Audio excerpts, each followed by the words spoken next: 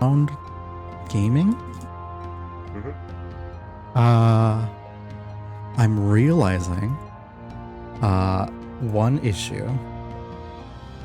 Me. No. Oh. No, you're fine. Everyone is small.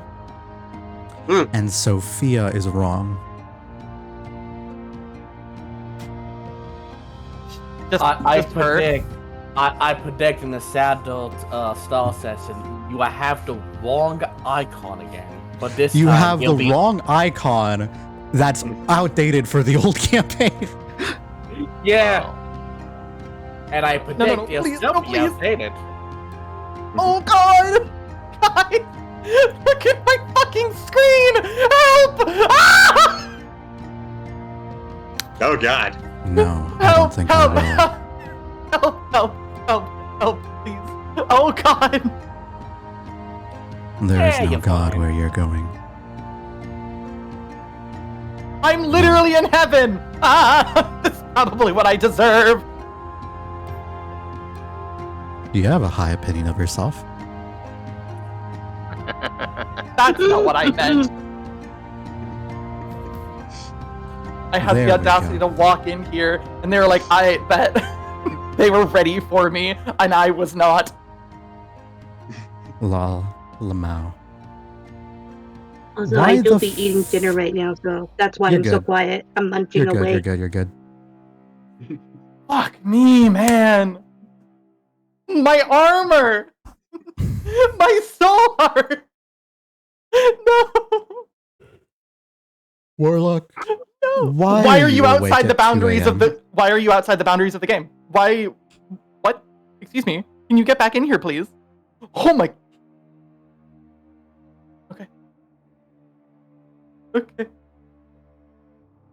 Okay. Ay, Dios mío. All right. I think I have everything. More or Blue Star 2023. Thank you very much for the raid. Thank you for the raid. Wow. I appreciate it. Oh shit. I meant to shout out fuck. I just shout out fuck, huh? Blue Star 2023. There you go. That's better. I accidentally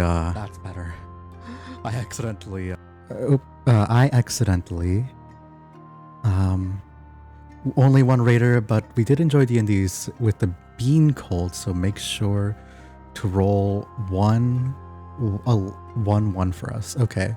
I will make sure that someone rolls in that one at some point this session. What? It'll probably be me. So true. Actually, this session may not have as much rolling as other ones, because currently, where you guys sit. Why did I do that? As of present, would be what is the word? You guys are on this ship once more, which I don't actually. I'm realizing now does not have a name, but that's fine. I pointed that out forever ago. Yeah. Do you guys want to name the ship?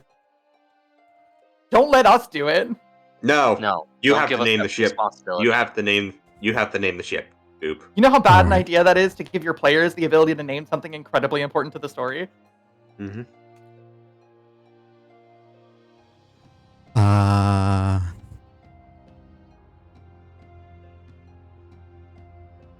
Sure. Let me just think of something real quick. Fantasy name generator.com. So true. Oh, God damn. Blue, do you really want me? I mean, if you want me to call you a good boy/girl, I need your pronouns. Also, water. I'll drink it before the session starts.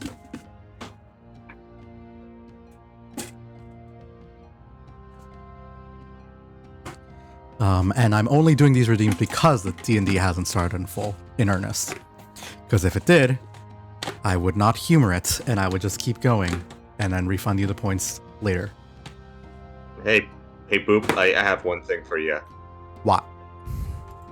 I still have Comprehend Languages still active on my character sheet, and it should be disabled. It should be gone by now.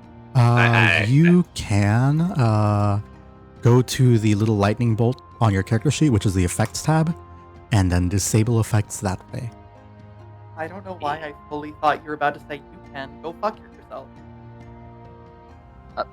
I thought so thank too. you, Boo. Of course. Yeah. No, I will never tell my friend to screw themselves over. I will never do that. I would. Howard. Samantha. Okay, so. But thank you, Boo. No problem. Also, I guess since you gave it off. No. That redeem is specifically for this. Hold up. Samantha, you are such a good girl. There you go. Sorry. Which to some is uncomfortable. To others is tingles. I don't know. People are weird. I'm not. To me, You're not I just weird. find it hilarious that I have to make my friends say that every time I have to make that redeem. What the fuck did someone just say I was? What?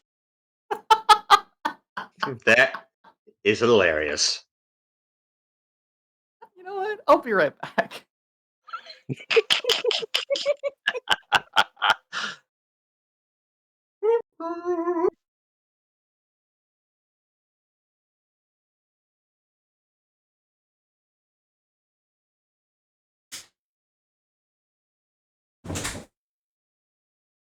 I said you are a bottom.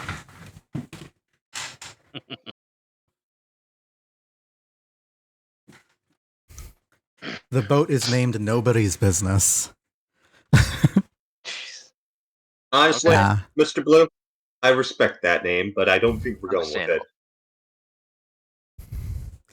Let me see.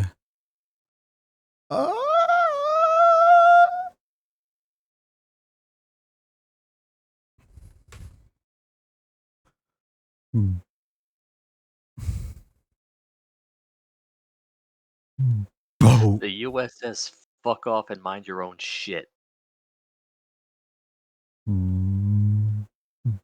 Boat.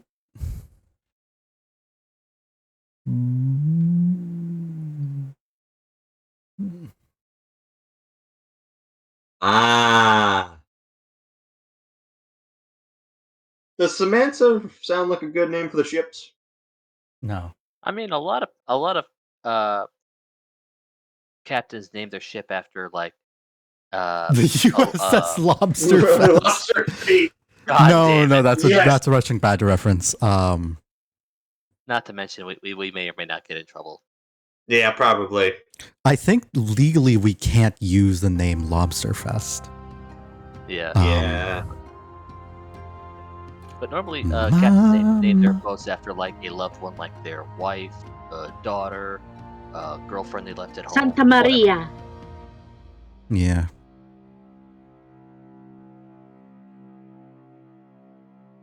But the Santa Maria is an actual ship, though. Yeah. That might actually get us in I'm trouble. a thief, so stealing the name of another ship is quite in character. True. You're right, but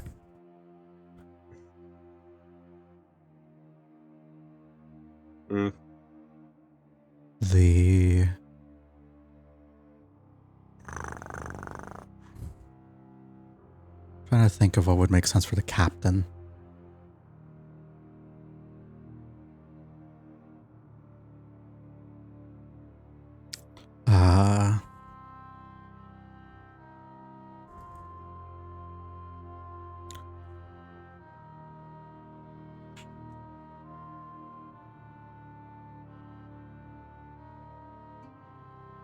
for having the audacity. Oh boy, do we need to take a second, Marsham? I don't want to put pressure on you. Yeah, I'm happy to give like a 5-minute thing. Just actually, I'm gonna go grab a drink real quick. Be right back. Marsham Angie with me now.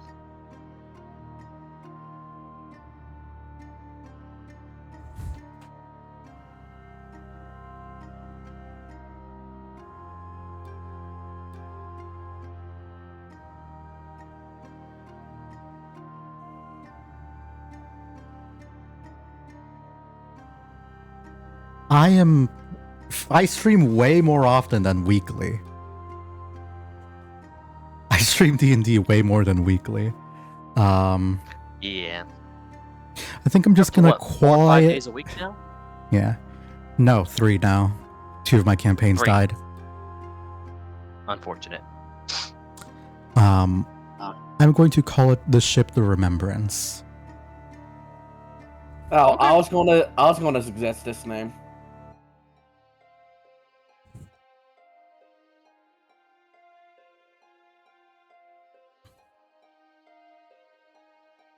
God damn it. No. I don't know what that is, but it sounds stupid and a reference. It's not a reference to anything. Oh. I just threw walls at a wall.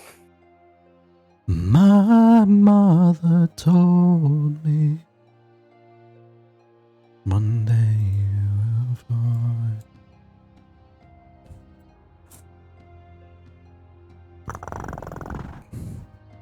How much damage? Out of curiosity.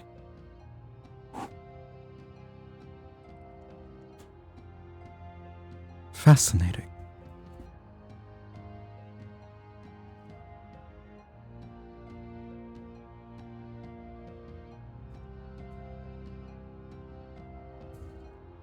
All right, but back to the recap. Last session, you all had made your way back up to the ship and begun to discuss plans for what to do with regards to a new map to a map of Atlantis that you discovered. You had also spoken to the captain and found that the strange borders that were marked along the map to Atlantis were actually more maps of sort of ley lines or fractures within the earth, marking continental plates. Theory that some natural philosophers or scientists at this point, I believe the difference may not be exactly clear yet, seem to have made about the earth.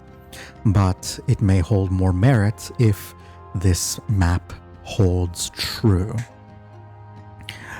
You all have decided that the best course of action would be to try to keep the map hidden, but the captain has assured you all that if pressed, he will unfortunately be obligated to reveal all the information he can. That the most he could do is try to express silence, and that this information should stay for the most part within the group, you guys, as well as with Triana, who is a navigator whom the captain will begin to work with to try to chart a course for that point where Atlantis is theorized to be. As you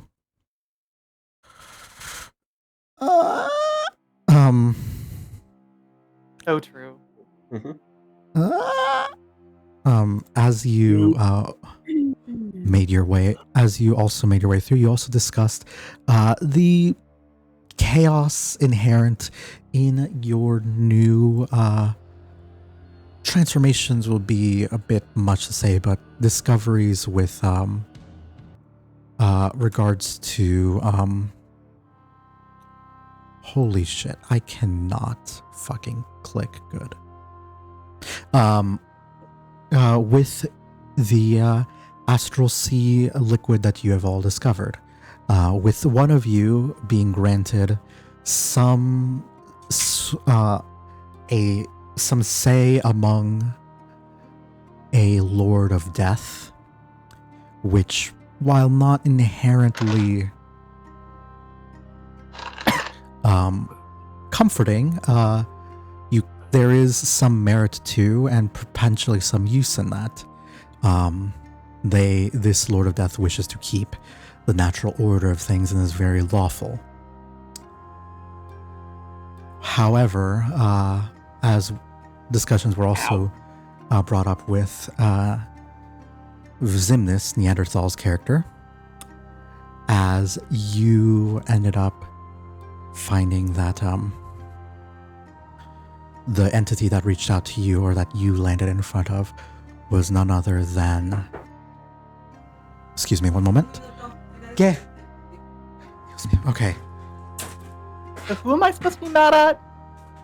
I don't know. I left to grab a drink a bit ago. Fair enough. All I know is that I heard that I was supposed to be mad at someone.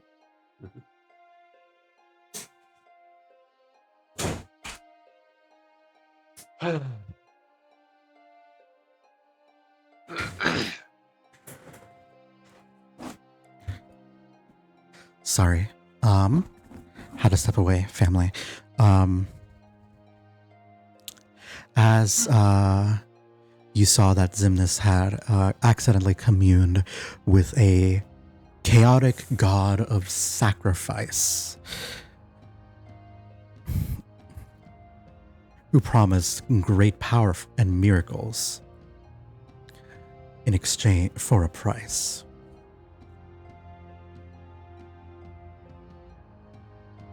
A potential idea was brought forth with this chaotic, random origin of power, maybe originating from the ocean, maybe aligning with a potential crewmate. One of the members of the crew is a sorcerer, and also through his magic has ties to the sea. Although that is merely a suggestion, not exactly a firm way to experiment with these new findings. In addition, Slink went deeper into her story, expressing to a good number of crew members what exactly she would use the green death mask that was brought up to that managed to be discovered among the ship's wreckage. This has earned her the sympathy of Milo, Marco, and McSquiggles, the artificer, monk, and druid of the ship.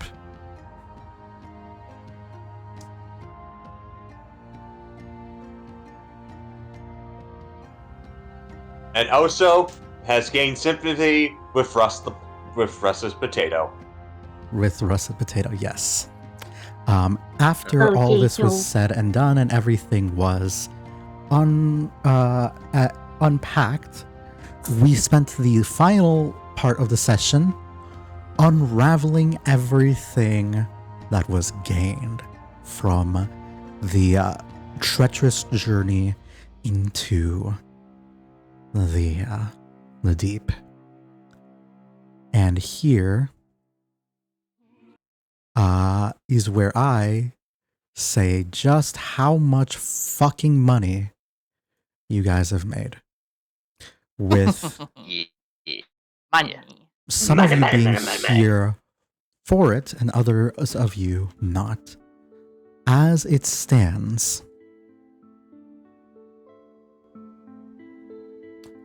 let me also pull up some... I'm sitting right now. Is that a problem? Nope. Can I stand Pulling up for up... Yeah, you can. Pulling out some ocean ambience on my end, but you all would have been able to get, let me look at the pinned message again, sorry. I was just, touch distracted on my end. Ba-ba-ba. Say that as if it's A haul of about 131 30 different kinds of gemstones, including that all total to 331,680 gold pieces. Oh. My mistress is gonna be happy. All told, in addition, as for the loot that you all have obtained on the ship, you've also gained 342,000 gold pieces in just coinage. Yeah. That is a good. That's amazing. That's retirement money. As well Yes, as it is. Several powerful magical items. By several, I mean 20, including the following. Let me make sure this is looping and lower the volume of this one. 'Cause it's a touch loud.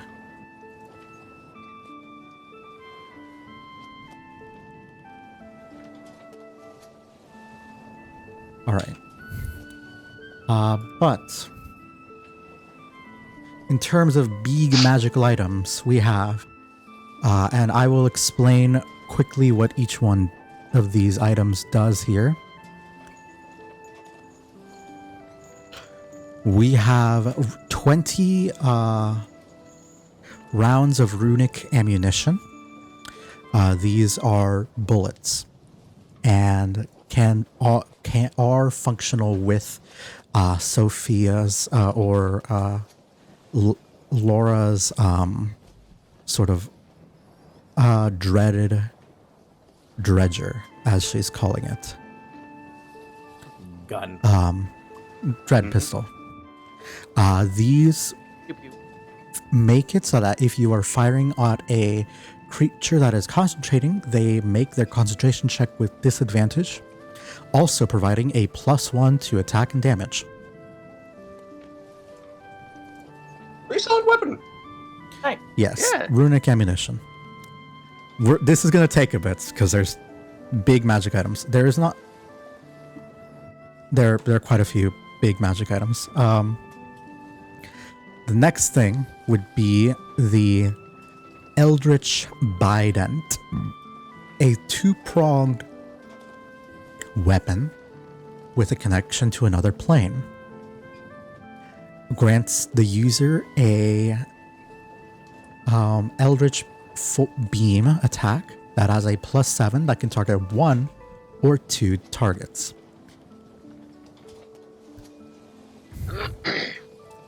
If you are a warlock, however, this Bident's beam changes in the following ways. If you are a warlock, you can choose to use your warlock spell attack bonus instead of your weapon's normal one. When you hit a target with the Eldritch beams, you add your charisma modifier to damage dealt, and the damage becomes a d12 of force damage. And when you roll a 20 on an attack roll made with one of the beams, they must make a charisma save or be banished and take psychic damage.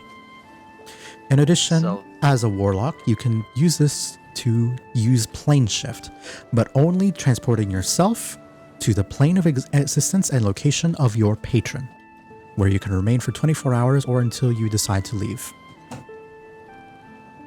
Okay, that's pretty fucking nasty. It is. No. Yes. Next is the Angler's Armor. magical armor that gives you a swimming speed of 30 feet and attracts more fish to you, allowing you to catch twice the normal amount of fish. A good fisherman's friend. Yeah. Next, an animated shield.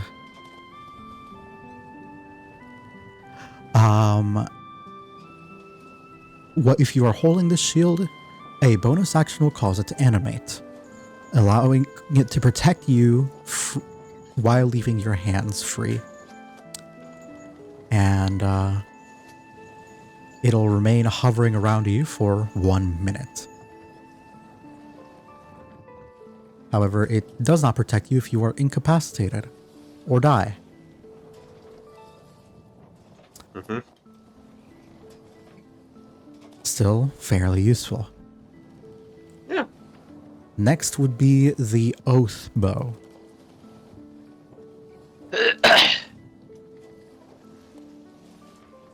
You can mark a target, and once you mark a target, you have advantage on attacking them.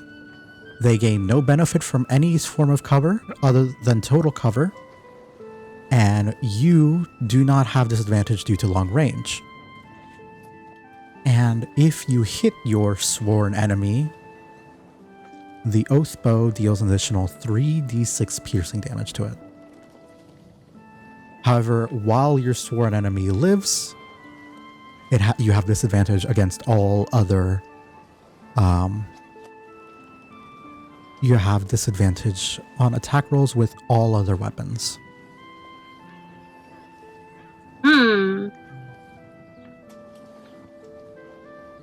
Could be So good if you for mark someone who somebody, you uses better be ready to bows. put it. Yes. Yes. The next one is Lady Phantasma's Material Anchor. Banker. It summons a boat. A boat that is a little bit faster than slower than the ones you are using right now.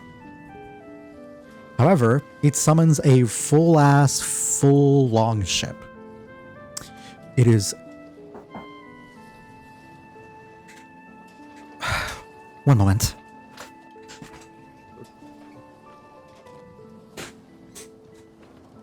Something, something. Joke about long. Something, something. Joke about boat. Oh, joke. It summons a long ship that that has a ghostly crew upon it, and moves at a speed of 10 miles per hour, even if there isn't any wind.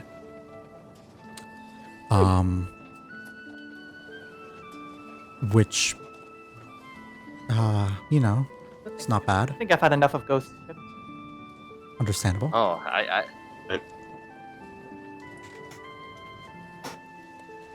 Next is a spell scroll of Shatter, a 6th level spell. Of Scatter, not Shatter, Scatter. The spell Scatter. yeah. Scatter makes it so that you can teleport. Non-willing creatures can do it freely. Non-willing creatures do a save. Teleport people in a group of people 60 feet in random directions. They can scatter away. Let me look at the spell itself real quick because it doesn't say on the scroll. But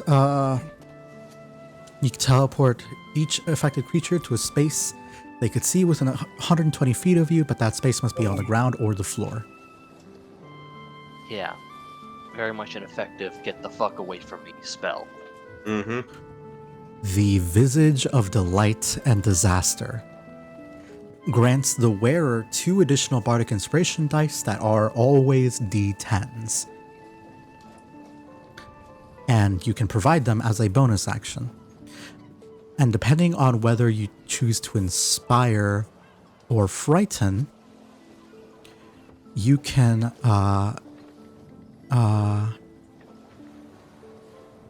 your bardic inspiration gains additional effects. For an inspiring performance, they gain temporary HP and are immune to frightened for 1 minute. And for a disastrous performance, they become become resistant to frightened, resistant to being charmed. And whenever you attack after having this bardic inspiration and using it, you deal additional psychic damage.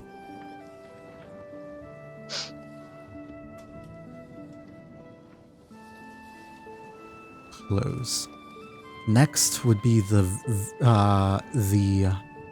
winged boots, flight for 4 hours. The Knight's Standard of Valor, +1 weapon, and grants you an aura that makes everybody proficient in saving throws made to resist being afraid. In addition, whenever a creature starts its turn within 10 feet of you, they gain a 5-foot movement speed bonus. And you can change the color. Ooh, that's over pretty the course cool. of an hour. Last is the Cloak of the... Next is the Cloak of the Manta Ray.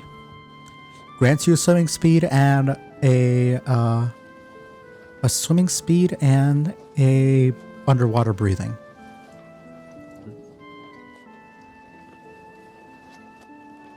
And last, but certainly not least, is the Iron Flask. An iron bottle that could be used to contain a magical creature of some kind.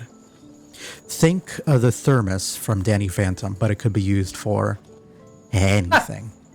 Yes. Yeah. Or a Pokeball. Yeah. When However, instead of fighting the boss, I just stuck them up into my little flask. yes, Yes. they would need to succeed a DC 17 Wisdom saving throw or be trapped in the flask. However, they can only hold one being at a time and do not need to breathe, eat, drink, and do not age. So if Why are that... you rolling dice? I accidentally hit the thing and I just said, screw it, I'm rolling this. Okay.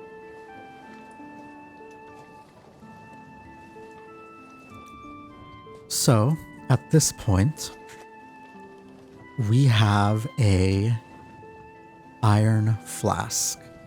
And I will say, because you all did take the time to cast Identify on everything, I will tell you there is a creature inside of it. I will not tell you what creature. Ah, great! You need Great, to we open it have- up to figure that out. Oh, great, we have a little Say ticking less. time bomb right here.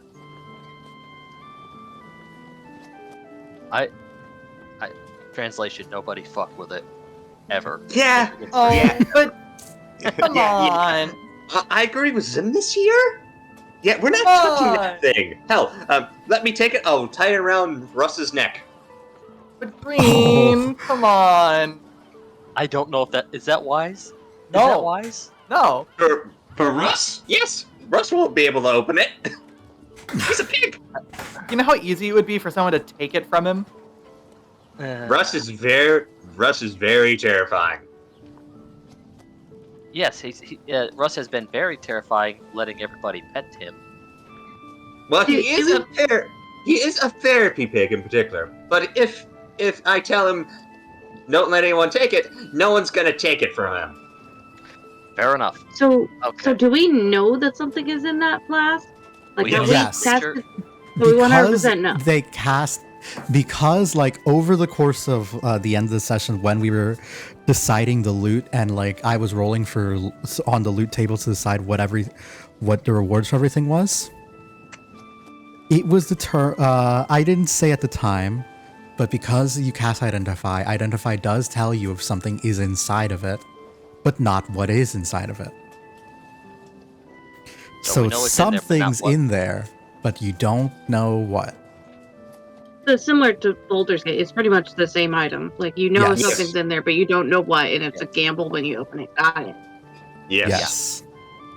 And a lot of it's like nasty, primordial, or fiend related, and Could be an angel. yeah, you don't. Okay. Because I out. could have pulled a funny, and Slink be like, "Oh, eat food, eat drink." Oh no. No! At least one thing. It's like I believe the thing's friendly for an hour. Yeah, it's friendly for I an don't hour. think so.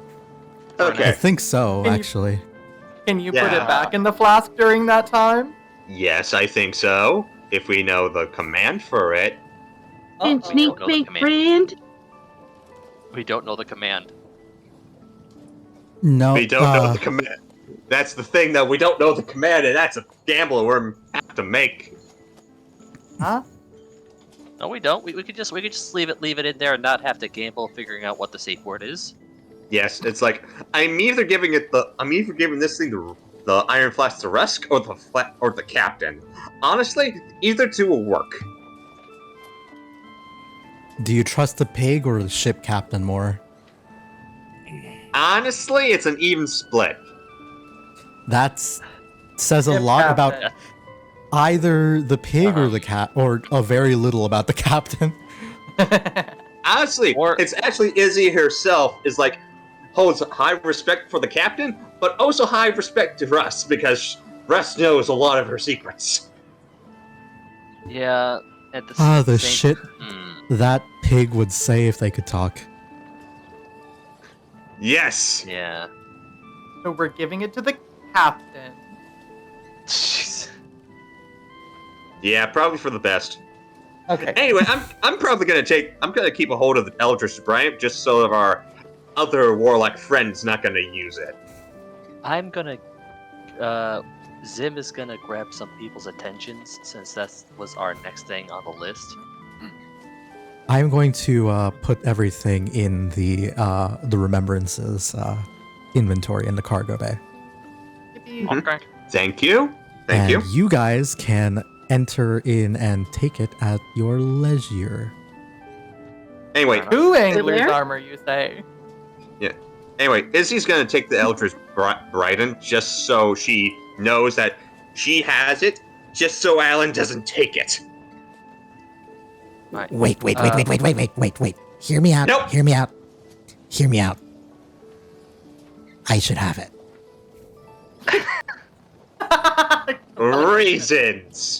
Reasons, sweetheart. No. Let's be honest with you. Okay. I'd rather. Okay. I'm a warlock though, and I would get the most benefit out of having that. Okay. Yeah. But you also have the chance to get in contact with your patron, and I'd rather you not have to have our heads on a Okay. flat zip There's for it. no way I would ever be caught dead talking to my patron if I can help it.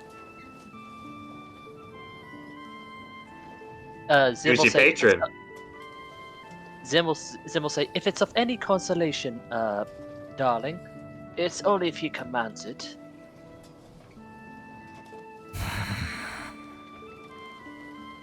True. But I'm keeping a hold of this just in case, okay? I don't know. I think there's a few other things that we should be a little more concerned about, sort of hinting at things that we've. I Like, mean, arguably, yeah, that is yeah. not the most dangerous thing in the room. I mean, fair, but it's like you deal with the flask and you give it to the captain. And Izzy gives Zimnus a wink. God's sake. Goes, yes. So he kind of just picks up this iron flask. He goes, here, something is in there. Don't know what. And quite frankly, given the gamble, we don't want to find out quite yet until we know the command word to put it back in, if it's something we don't want out. Oh boy. Goodness. All right. We'll keep an eye on it. Fantastic.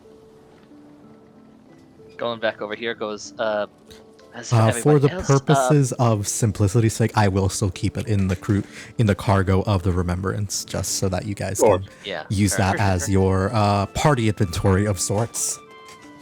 How do we gain access to that? It is if you click on the Actors tab at the top right-hand corner of Foundry, you will see vehicles, and inside you will see a thing titled The Remembrance, and that's where you would be able to open cargo and crew. Scroll down a bit, and you'll see all the cargo that you guys currently have.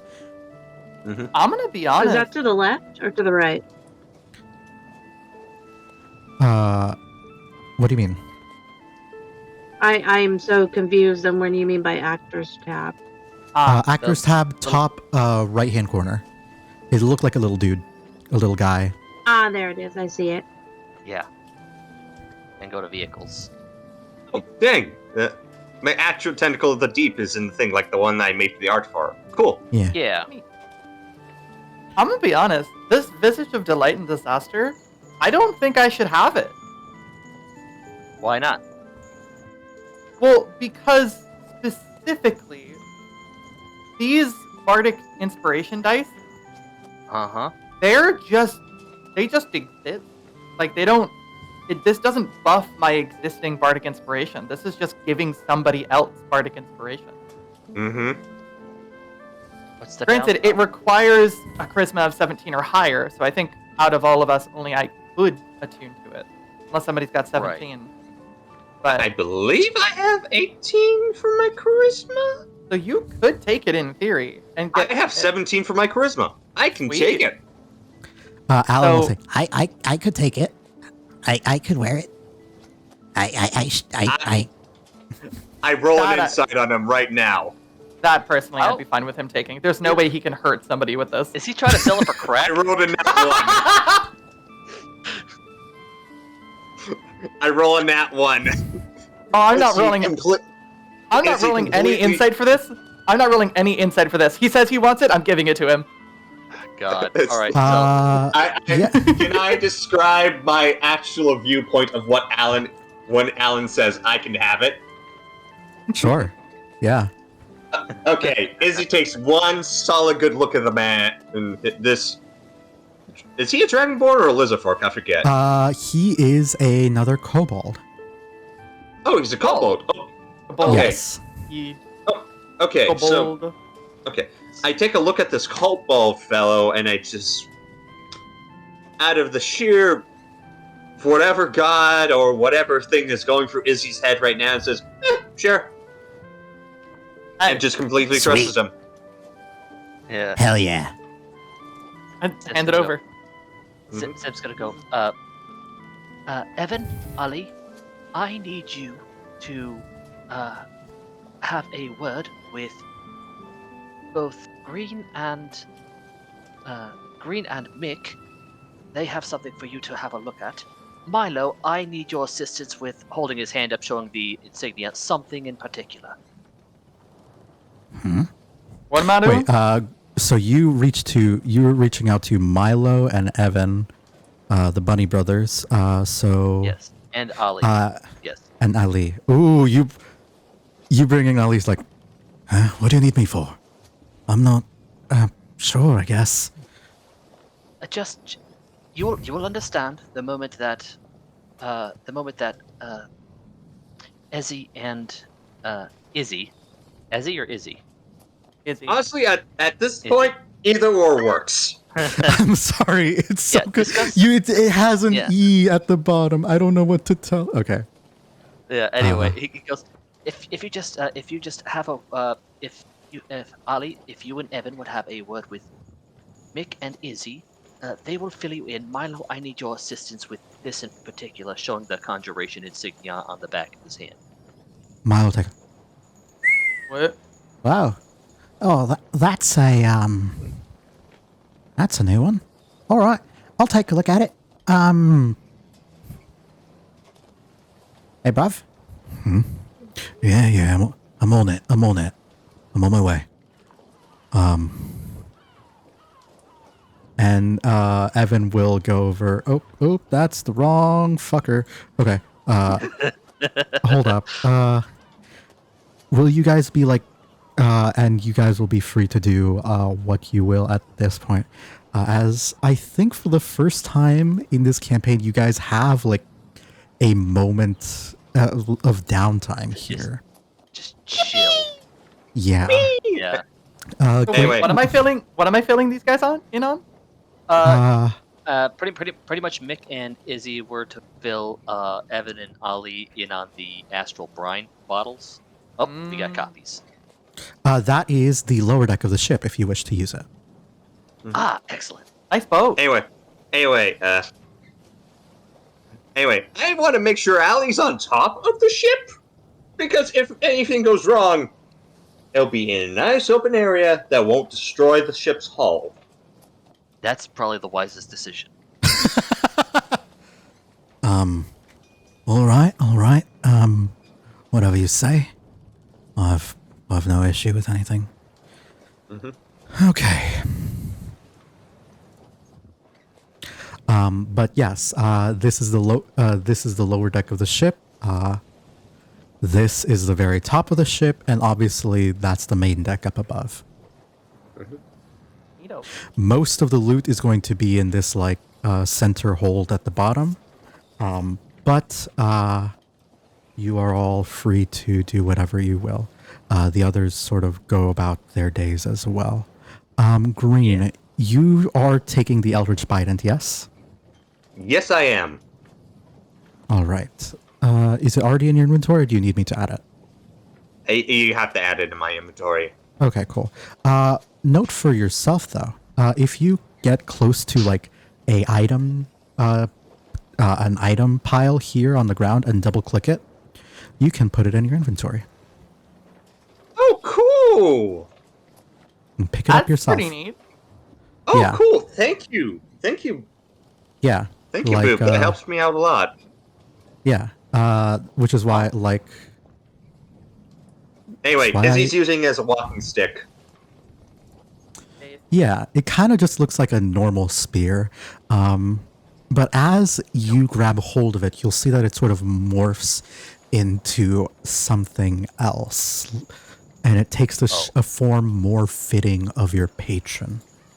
What do you think that would Your look like? size. If you had to say. I'm actually trying to think here, my good DM. Would you like me to try and come up with an idea? How about we go with the middle? You have an idea. You say something, I say something. All right. I had an idea in my mind for this. As you take this spear, it has like a bunch of core, due to it has like a lot of wear and tear from just the ocean being incredibly cruel to it. You'll see that there's a buildup of some how should I what are those things called? On the bottom of ships, Barnacles. of like of smaller barnacles and grime and rust all over the thing. And as you do finally like grab hold of it after the identify has gone on, it sort of cleans up a little bit. And as it does, you will see that it sort of takes the form of a almost not quite golden, but brass sort of fork on it.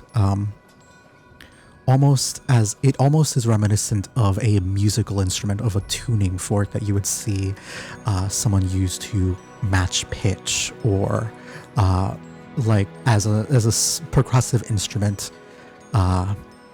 And it has a very elegant design on it. Alongside of it, you will see that there is some like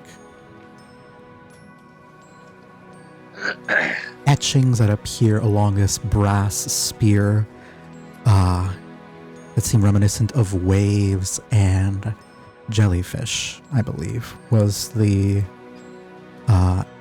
creature that was most associated with your patron.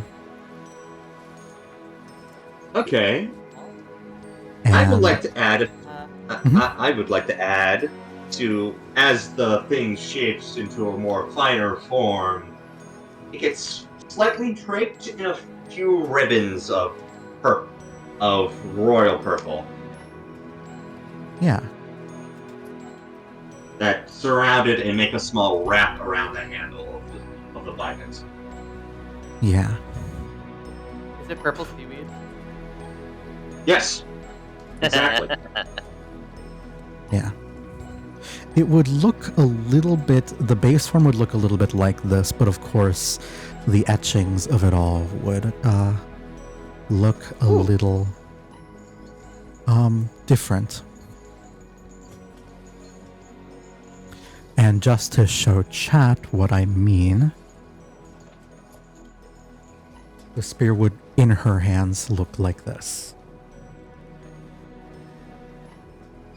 Oh, just like the basic shape. Okay. hmm Okay. Well, now I have to draw it now. Okay. And as you Alright. do grab hold of this, you will hear a small voice sort of ring out from the spear itself. A vibration as if it is attuning to something or someone. And like in the styles of an old microphone, which for you guys would be very high tech in modern day, but in the style of a 1920s microphone, you will just hear a very, very faint, so quiet that that no one else hears it, only you. But it's not in your mind, you're actually hearing it.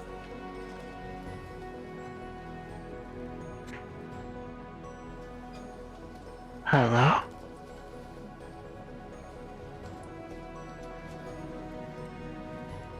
Hi.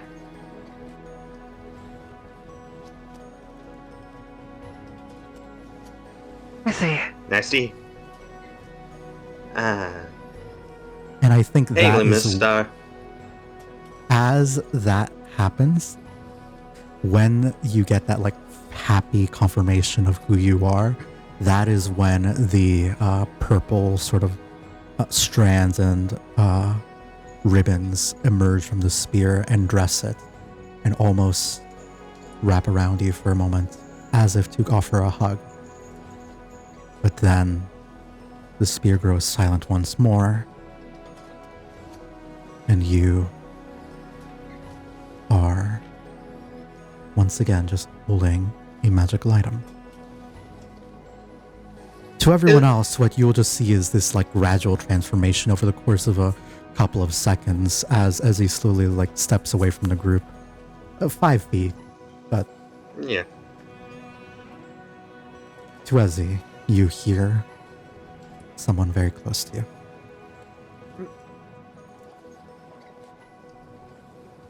Well, as the transformation finished, Izzy grabs the item in both her hands, tosses it up a little bit, and sets it down, and just straightens it up and starts pointing it upwards, looking at it and just smiling. Mhm. And she just puts it on her shoulder and starts walking back to the group.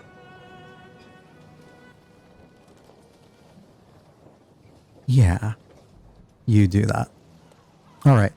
So once again, we have a moment of downtime here for everybody to do random bullshit that they want. They could talk to other people, try and start little projects, improve, try to improve their weapons, or, like in a more mundane way, or what have you. I would like to go down the line here. Does anyone have a particular project in mind that they would like to be starting on at this moment? I can tell you the captain is going to reach out to Triana and McSquiggles to make the map, to make a copy of the map and plan out a course to Atlantis. McSquiggles being a druid of stars. So that is what he is also like another like navigator, but Triana is the first mate. So Okay. yeah. Still, so they're going to do that. Oh, What do you mean? it's like, oh, cool. McSquidge is a star druid. Cool. I like that. Yes.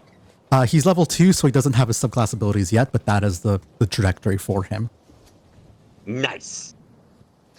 Alright. Anyway, I would like to hand Milo my hammer and just say, hey, Sharkbait, do you still have those little gems that you imbrue weapons into? Wow, what now? Little white gems that we found on the ship.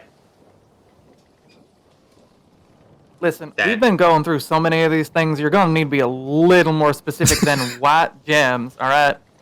Izzy says we got some gems that can give a +1 to our weapons. Oh, those ones. Yeah. You do What have did they them. do? You only had. I think you only had one. Yeah. But you do have it.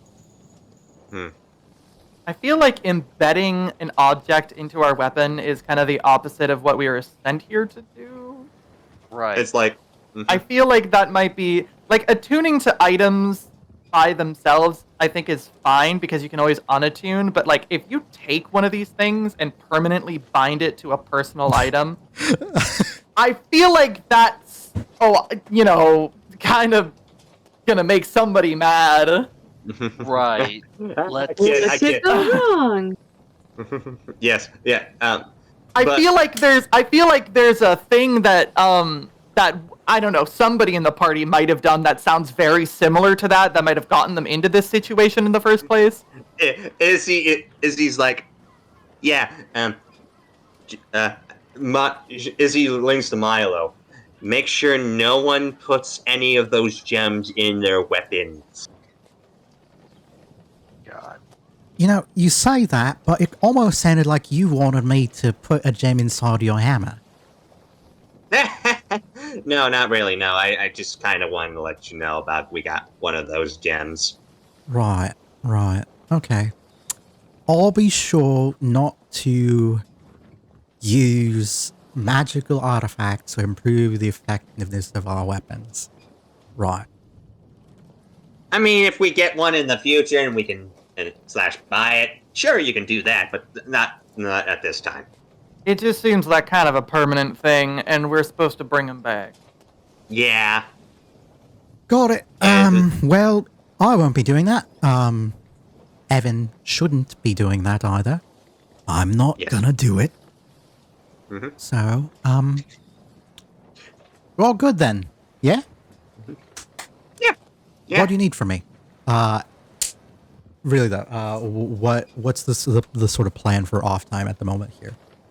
I'm gonna So- go fill all of the water barrels with completely normal water. Jeez.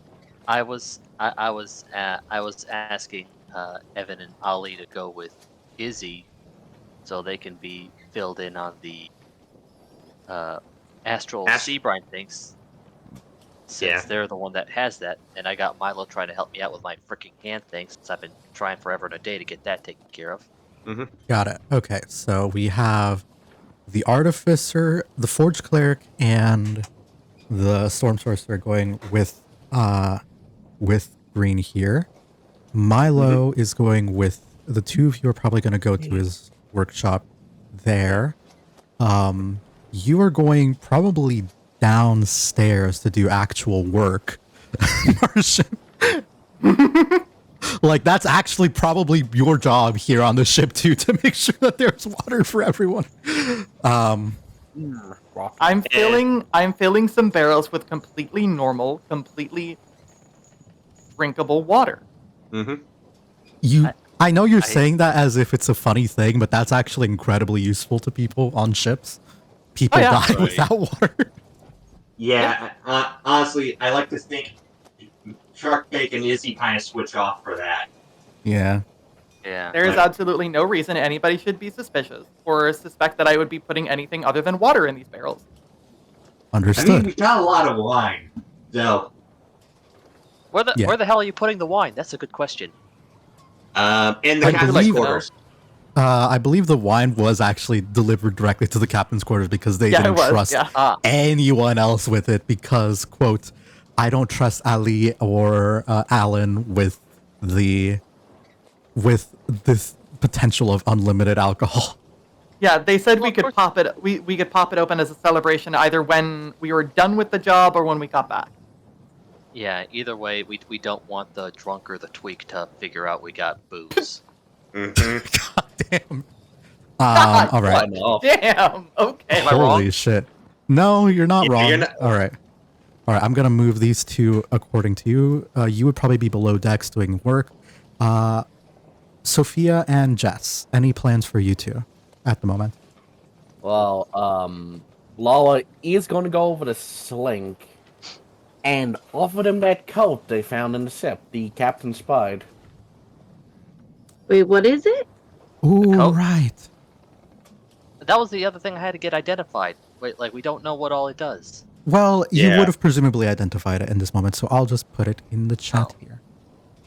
All right. Would that also include the cutlass that I got on Zim here? Sure. Yeah, that would work. Yeah, the hunter shark cutlass. That's what it's called. All right. Yeah, presumably you would also you would get this. So, can I display this in chat? I cannot. All right. This after identifying this properly, it is studded leather armor. When attuned to it, the insignia on the back of it will turn into whatever is most appropriate for you. While wearing this armor, climbing and swimming does not cost extra movement and you can breathe underwater. In addition, as a bonus action, you can shift into a watery elemental form, gaining the following benefits for the duration. Plus 10 movement speed, this would apply to your climbing and swimming speed as well. Resistance to bludgeoning, piercing, and slashing damage from non-magical attacks, as well as resistance to acid. Advantage on ability checks to avoid or escape being grappled or restrained.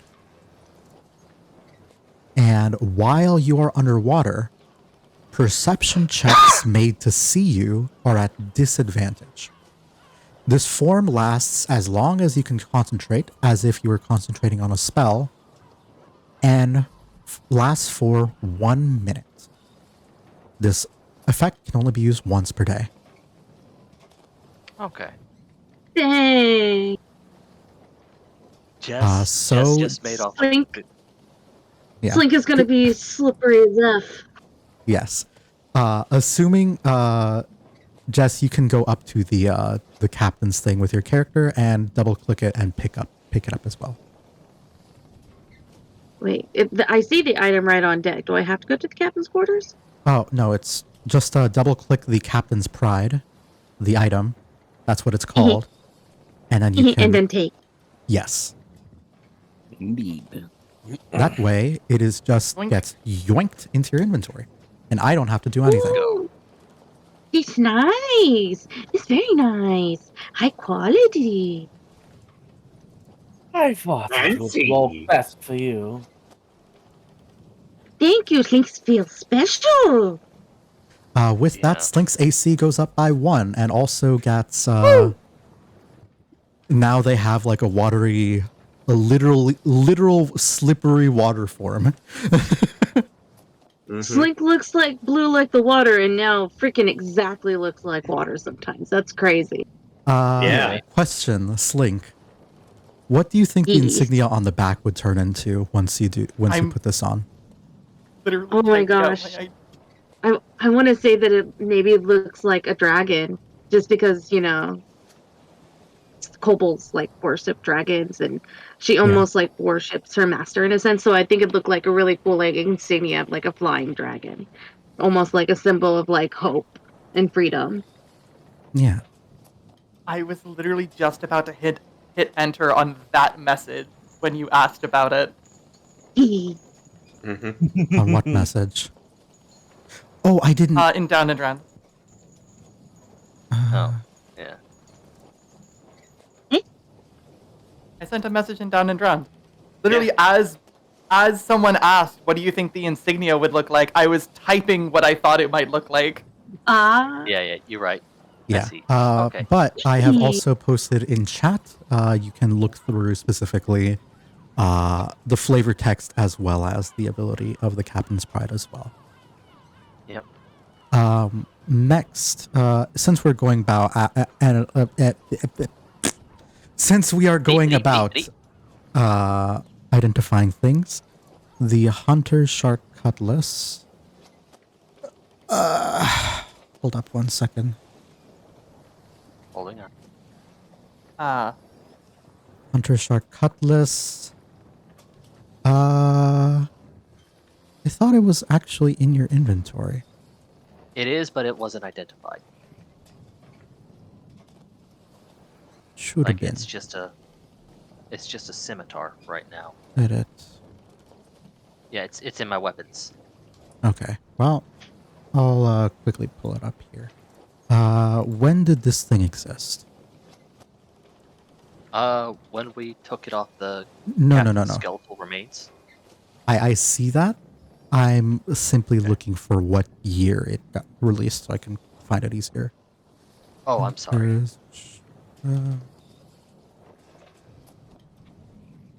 Shark.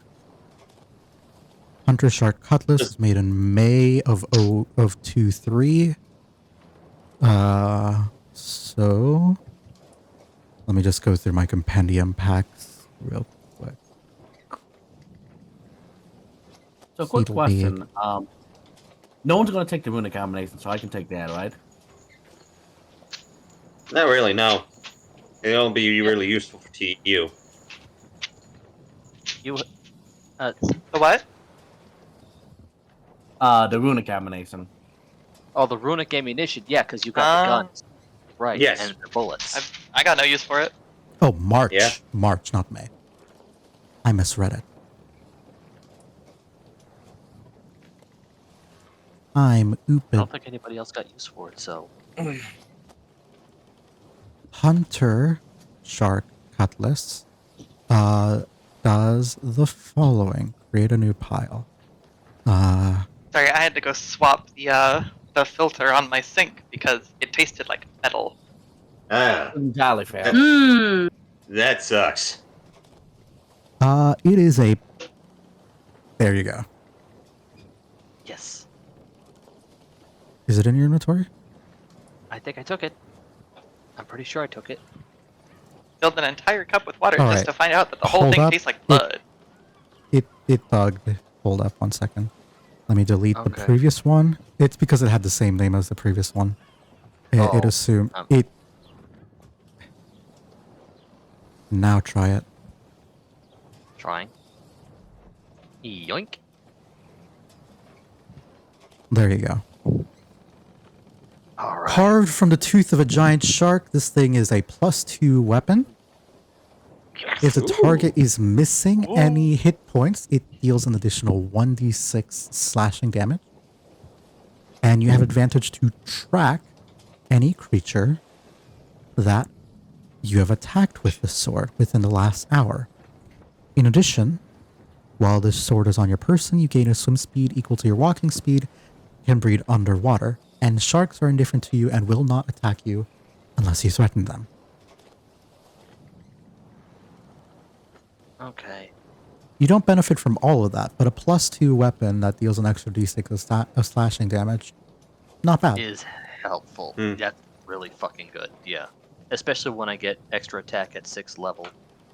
That'll really come in handy. Wait, Yes. did it say that it lets you breathe underwater? Yes. Yes. Wait, so that means that everybody here can have an item that allows them to breathe underwater unaided. Yes. Yeah. Yeah. Sweet. Yeah. All right. I think so at this going- point, the only person who couldn't breathe underwater was Jess, but with the coach, she can. Yeah. Yeah. The Working. Knight's Standard of Valor should go to the captain. Yeah, honestly, the Knight's Standard of Valor should go to the captain. All right, yeah. It feels like it's be the best option. All right, you're giving that a knight's item to a barbarian, but sure, we've all. I mean, Izzy's not going to use Okay. a halberd. She's a shield and hammer type of gal. All right, I don't think I can use it. yeah, that's valid. I'm gonna quickly use Laura the uses restroom, guns. because I need a piss. I'll be back. Pew, pew. Lola uses guns and whatever she can get her hands on. That is Mm-hmm. true. But also, I would feel bad if we got all of this stuff and the captain didn't get anything from it. Honestly, I Like, feel yeah. like honestly, I feel like I would put in a word to say, can this guy have this weapon? Madam Leaf, just give him some of his for his troubles, okay? Izzy will probably vouch for the guy, honestly. I am wondering what should be done with Lady Phantasma's anchor charm.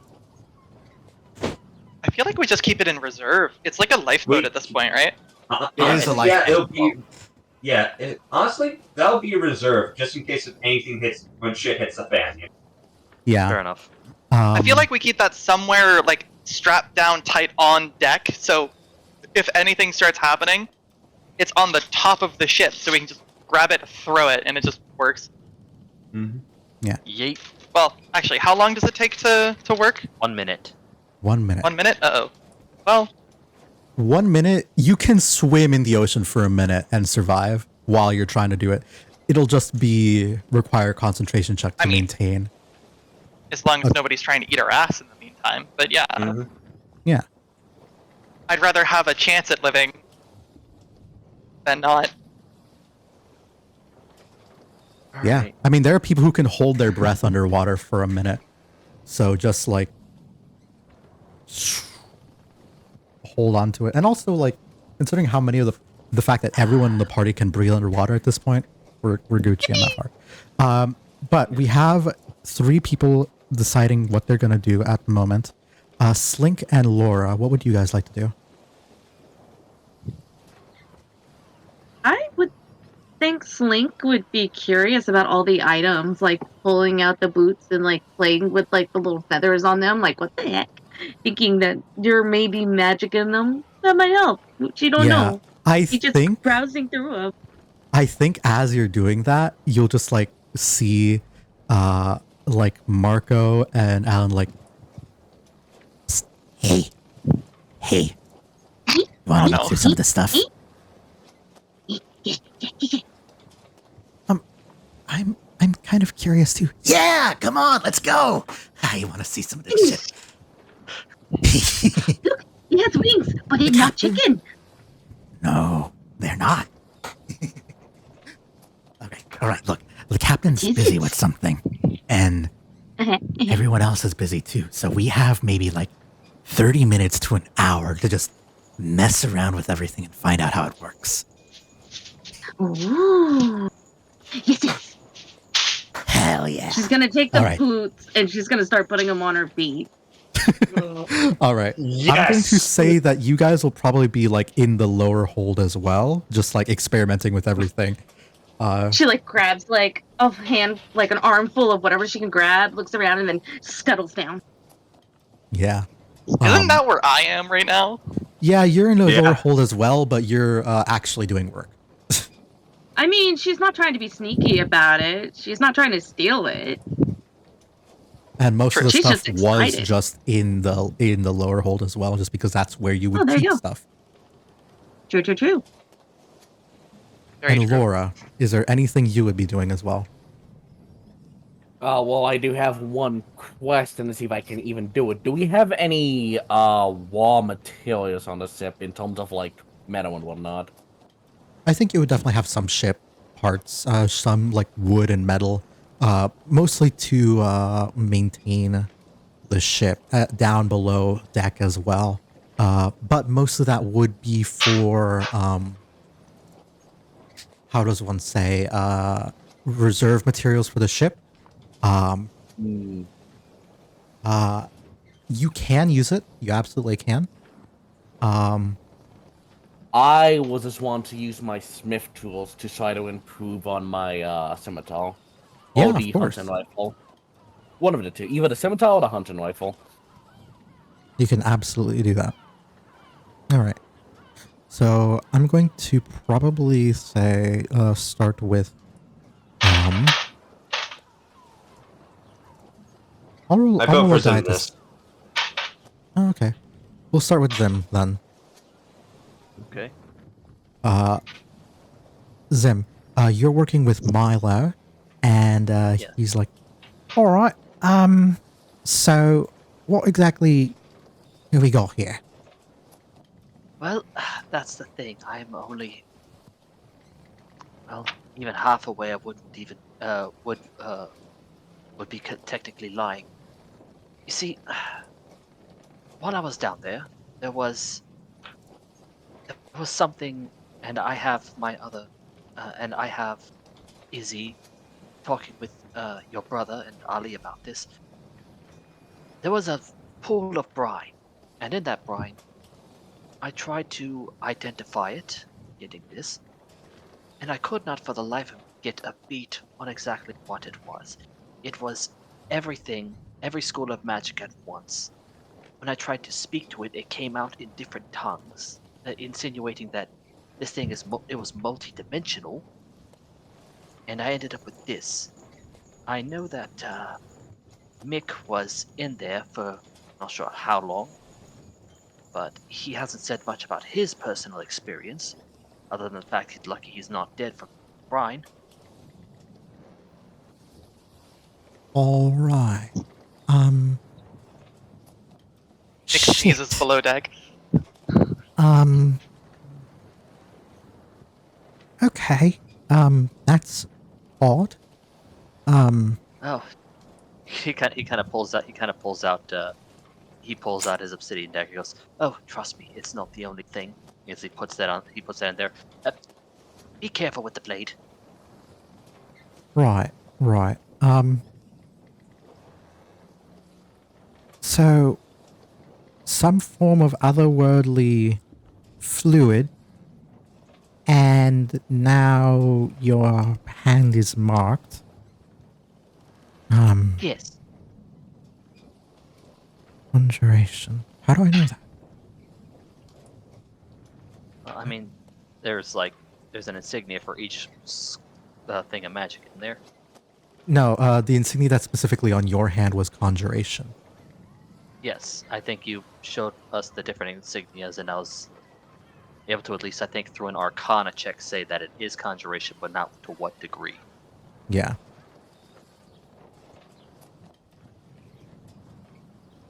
All right. Hey, you fucking quit it! No, stop it. What's up? You okay?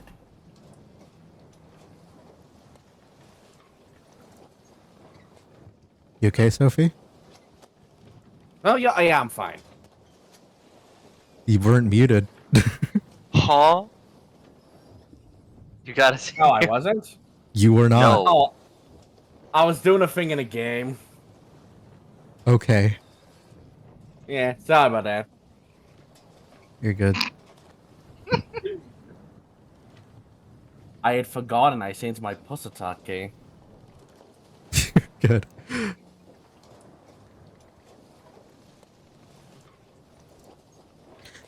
They'll just sort of take a look at your hand and begin their own identify ritual on you. As they do, sorry. While they're doing this, while they're in the midst of this, since it takes some time to cast, yeah, Zim's like, this is rather embarrassing, not gonna lie. The fact that I couldn't get a beat on a lot of things, my own identify is a little frustrating on my end. No, I don't suppose worry. I mean, most people can't centuries- pass this. Sorry, It seems like I'm starting to slowly understand that centuries, if not millennia old magic isn't as easily figured out.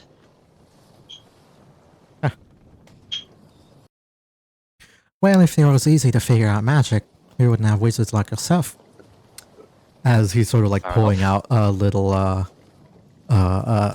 lens to sort of examine the mark, and at the end of it, he'll just say, "All right, I've got an idea. It seems that this is a mark of conjuration. Have do you happen to have any conjuration magic on hand?" Let me check that. I've been messing around with bits here. Double check my spells. Let's see. I got one.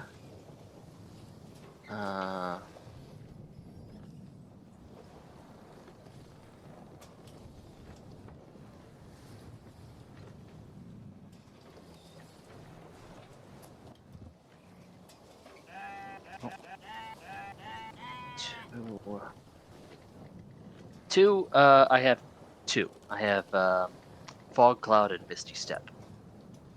All right. Have you tried casting those spells lately? Honestly, I have. The Misty Step is rather new, so not yet. Understood. Fog. Give me a second. I just have to thank the readers. Thank you very much. Sorry, I'm running D&D. I can't thank you, but I hope you had a wonderful day. I'm down and drowned. Woo. Anyways, continue. He goes. As I was saying, he goes. The Misty Step is rather new, so I haven't yet. The Fog Cloud, not since the last time. When we encountered the sirens. All right. Should I? I mean, we could just Try walk it outside out. and test it right up. Yeah, because let's go out towards the water. That way we're not causing a whole smoke screen in here. Maybe for the best. As he just goes up and he. So this is an innate cast, so he's gonna throw up a fog cloud just like right out here. As you cast it, it is an innate cast, typically only able to be cast at first level. The first time is at first level, and then after that I can use when I cast a spell using darn it, hang on, let me double check. If you have a spell known innately, you know the spell as a spell you can cast, meaning you can upcast it. Yeah, I can upcast it, yes. The first time innately, I think, is just first level. If you use it innately. Yes, which I am. Right. As you cast it and head out, it feels much larger than you would normally think. Feels or And- looks? And looks much larger as well. You will see that without needing okay. to or meaning to, your fog cloud is automatically upcast to second level. Oh. Okay.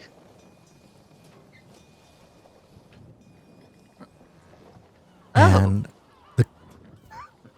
the cloud is much larger. It has an AoE of about, instead of 20 feet, it becomes 40 feet. Yeah, so it's big. It is almost enough to engulf the entire ship. I was gonna say that's about 2/3 of the or at least. That's how it's big the about- cloud like, is. You could. I was about to say you could probably engulf the whole goddamn middle part of the ship. Yeah. What's going on over there, Zimnis? I think we've may have discovered what's the deal with my new mark. Oh, it just makes your fog cloud bigger. Okay. It just kind of. Milo's like, all right, that's quite enough. I can't see you. Mind dismissing it? Yeah, he'll just wave his. He'll just no, he'll like Thanos snap, and just from that sound, you just see it all just sort of condensate, and then just Snap dissipates, and yeah. you say, all right, well, they were certainly more potent than before.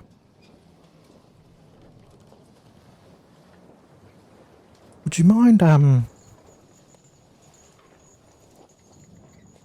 don't know, necessarily what, else could come from, this sort of thing. But I would recommend maybe trying out something conjury of sorts. Like, I'm not really good at the arcana aspect of it. Like, I can do the book learning quite fine, but like getting a feel for natural magic is not necessarily up my wheelhouse. So I'd say just try and focus on something, conjuring something, anything.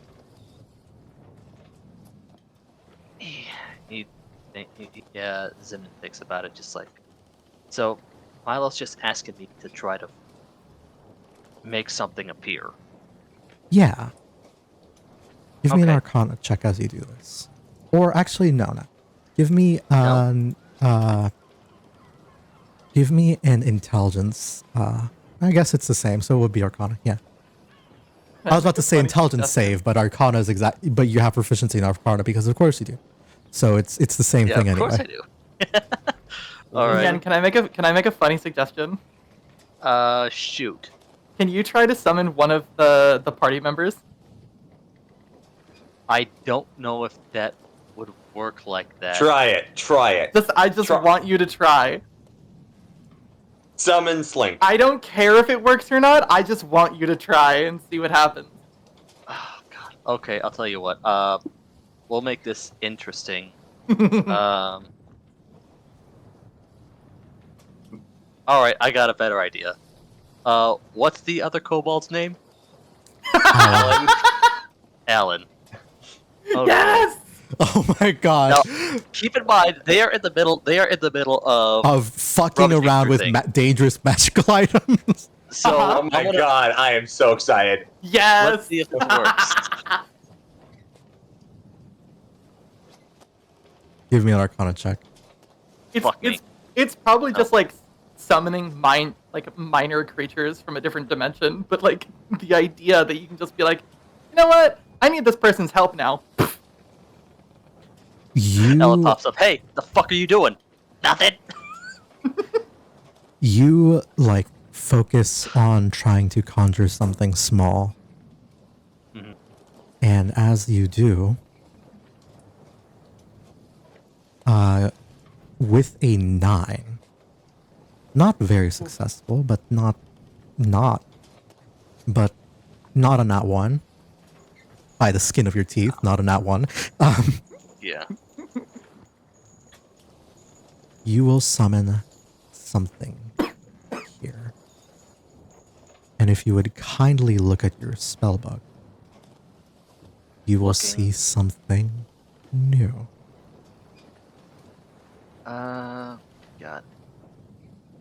In the cantrips section, you were able to summon a mage hand now. And Oh. as you Oh. focus on it a bit more, you're able to focus and sort of split it off and summon a second one. Oh. So you have at your disposal 2 mage hands that you can summon at once with the same spell. Let's Ooh. fuck. That's Yo, potentially helpful. Yeah, that's like, dope. that's dope. Each one Yeah. carries the Okay. same stats as a normal mage hand. That you cannot attack with it. You do, however, Mhm. have effectively 20 pounds of carrying capacity with your mage hands because each one can only carry 10 pounds. Yeah, that's decent. Yes. Then we'll go. Oh, that's That's cool. interesting. You will see that for the first few minutes that you're trying this, your mage hands will actually mimic your own hands. But after a bit of practice, you're able to like focus on becoming ambidextrous with them and making them act independently of each other, of your own hands. And it's a very like weird line of thinking because you have to use both of your hands at the same time, but in a similar way, and it feels like it would require a lot of concentration for you to have both out at the same time. But right now, it is a improvement. So functionally, what the mark has done for you is it makes it so that your conjuration spells are always upcast one level. Unfortunately for Misty Step, that doesn't really help. Not unless you plan on doubling the distance. No. Which absolutely the fuck not. Yeah, I didn't think so, Scooter. Yeah. And you get to summon mage hands.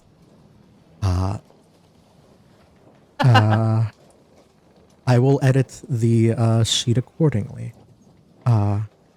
When you summon more than one hand, all right. So Wait, how this will work is summoning as a bonus action. You can summon a single hand. bonus action. Okay. One hand is a bonus action. 2 hands is an action. Gotcha. God damn. Damn. The first bonus action catcher. Let's fucking go. If that's what you got by dipping your hand in it. Oh boy. Yeah. Well, I mean, yeah. I got lucky, to be fair. I'm not No, sure yeah. I want to Compared to know me, what I I got got. Yeah. I think You I'm got scared to find a out now. you got a connection to a mad god of sacrifice and full magic hands. And as a bonus action, you can stretch my hand, blah, blah, blah, point your finger. Alternatively, as an action, you can summon Double the hands, double the 2 fun. So hands. true. Deal 2 things at once. They can work independently of each other, but must remain within 30 feet of each other. Must remain within 30 feet of each other. If they move Lemo. further apart, your non-dominant mage hand disappears. Alright.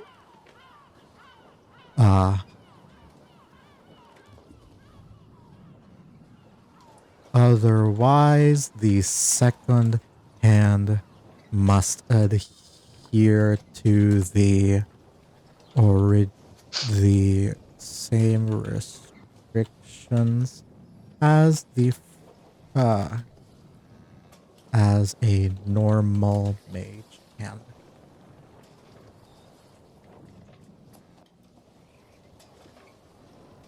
I can't spell disappear. DISAPPEAR. I did not know that it was a PP word. Okay. Interesting. But there you go. Mage hands. It is an action or bonus action. Fucking go. Zim's a little Zim's like a little bit a mix between like bewildered and excited. Yeah, I think the next couple of hours you just spend in between like doing actual ship work. You also are practicing like doing mundane tasks with your new hands. Yeah. As Zim goes, well, that's certainly something. But he kind of looks over to his left, which would be the right of the map. I think we should rendezvous with your brother to make sure nothing goes horribly awry with their little experiments. Yeah, I'd say that's a good idea. Well, off to it So then. he kind of, he as he's walking alongside him, he goes, so you know that astral brine I told you about? Yeah. Well, Izzy here got not one but 2 bottles of it. Oh. That doesn't sound like a smart idea. Meanwhile, I didn't think so either, but that's why we have most of the casters on deck. Understood. All right. While this is happening, I'm going to actually move below deck here, just to like scope, have some movement among everybody. The main deck here is kind of hard to hide from everyone, and the 5 of you down below here, Alan, Marco, Slink, God, you have so many names in my life. Mick, I was Yes. about to call you your real name. oh no! It's not like I And- haven't used it in no. this chat before. Yeah, fuck you. And Laura, all of you are kind of just like in the midst of doing your own like actual work, hearing like Slink and Alan and Marco sort of practice with some of the magical items, and like and you'll see who Alan is sort of just like put on the mask and going like, Oh. Okay. Do I just sing or do good? Do good at the feetsies. You got this. Go for it. You got this. he's just like trying to inspire Slink, and it's like it takes a lot of verbal effort for him to figure out how to be inspiring with the math. A lot of it is just like truly like for him, because he's just like not practiced with inspiration at all. It takes like a full like 10-20 seconds, like truly like 3 or 4 rounds of combat for him to figure out how to properly inspire you. But Slink, I would like you to give me an acrobatics check with real quick and add a D10 to the situational bonus here. So it's like, even if he's not doing a great job, Slink's still like, yeah, I do this, I can do this. Oh god, pages. I'm only dealing with one screen. You're okay. Take your time. It's Do one what of you these need to. cats, I know it. Aquabatics, we got this. You got this, Slink, Slink, Wait, add a Slink, D10, go! add a D10, add a D10. Adding D10. Because of the inspiration. 10, it's here. That's a... And roll. All right, so that's a 16 total. You are about to crash like into the ceiling, like as like Alan's like, wait, Slink, be careful, and like in that like genuine like launch of like suddenly like he was like being facetious before, but now like, oh wait, he sees you're about to get hurt and is like actually like concerned for your safety and the genuine desire to not see like a friend, because you guys are all friends here. You all have a pretty positive rapport with each other. the genuine desire to not see a friend who's like willing to fuck around with these magical toys with him not get hurt is like that magical inspiration. And suddenly it is as if bullet time happens and you're suddenly like realizing like, oh, I'm about to crash into the ceiling. Let me just like adjust my weight a little bit. And you, that is like your process of attuning kind of to the magical shoes here. Yeah, Slink was like, I got this, and does like little hops, and all of a sudden, pew, up to the air, and then like try to like flap her little arms like she's flying, trying to balance herself out, like seeing like almost terrified how close she is to the ceiling. Oh no! Oh, okay. Get. Fly! You did it! You really did it! Congratulations! That's And amazing! she's like, because they were like swimming, she's like doing like the motion as if she's like swimming with her little arms. It's like Slink swimming. And like all the while, like Marco is like kind of like doing a like monk step of the wind hop to like try and like reach up to you, and it's like, yay, congratulations! And he's just so happy. He's so like Alan is like it. Like this is more of a sobering moment, like seeing you about to face plant and like saying like, oh, okay, that's like I help, but like that means that there's pressure on me to help in the future. I don't know how to deal with this. I don't know how to have how to handle having the responsibility of being able to help beyond hitting other things harder. So like, oh no, he's not at all familiar with the pressures of having support spells or support abilities, and he's like, oh, okay, this is a lot of pressure, but cool. It's like, it worked. Oh no, it worked. And like Marco's just like also playing like he's not so much like he's a very scared guy. He's like he's probably the youngest on the crew, maybe like maybe like 17 or 18 years old. Oh, so he's right up there with Zim then. You're that young too?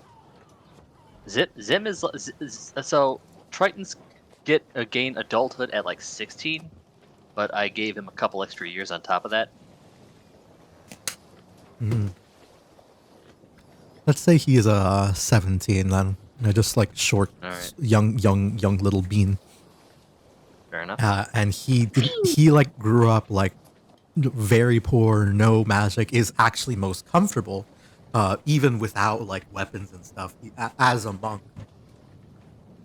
And he's like just so scared of these items, but still so happy to see everybody having a good time. But in the meantime, he is like trying to like notice little things and pick them up, and he's trying to like his idea of fun is working while watching other people have fun. And it was Alan that grabbed the mask, right? Yes, Alan is currently fucking with the mask. Marco is watching them, and Slink decided to grab the boots of flying. I just go over as it sounded like you said that Alan was muttering about like the he looks visibly stressed because of this. Oh, like the weight of being a responsible supporter. Yeah, a support caster. Mm-hmm. I just walk over and I just like pat him on the shoulder. It's like, yep, never gets easier. And I walk away. It's like the fuck does that mean?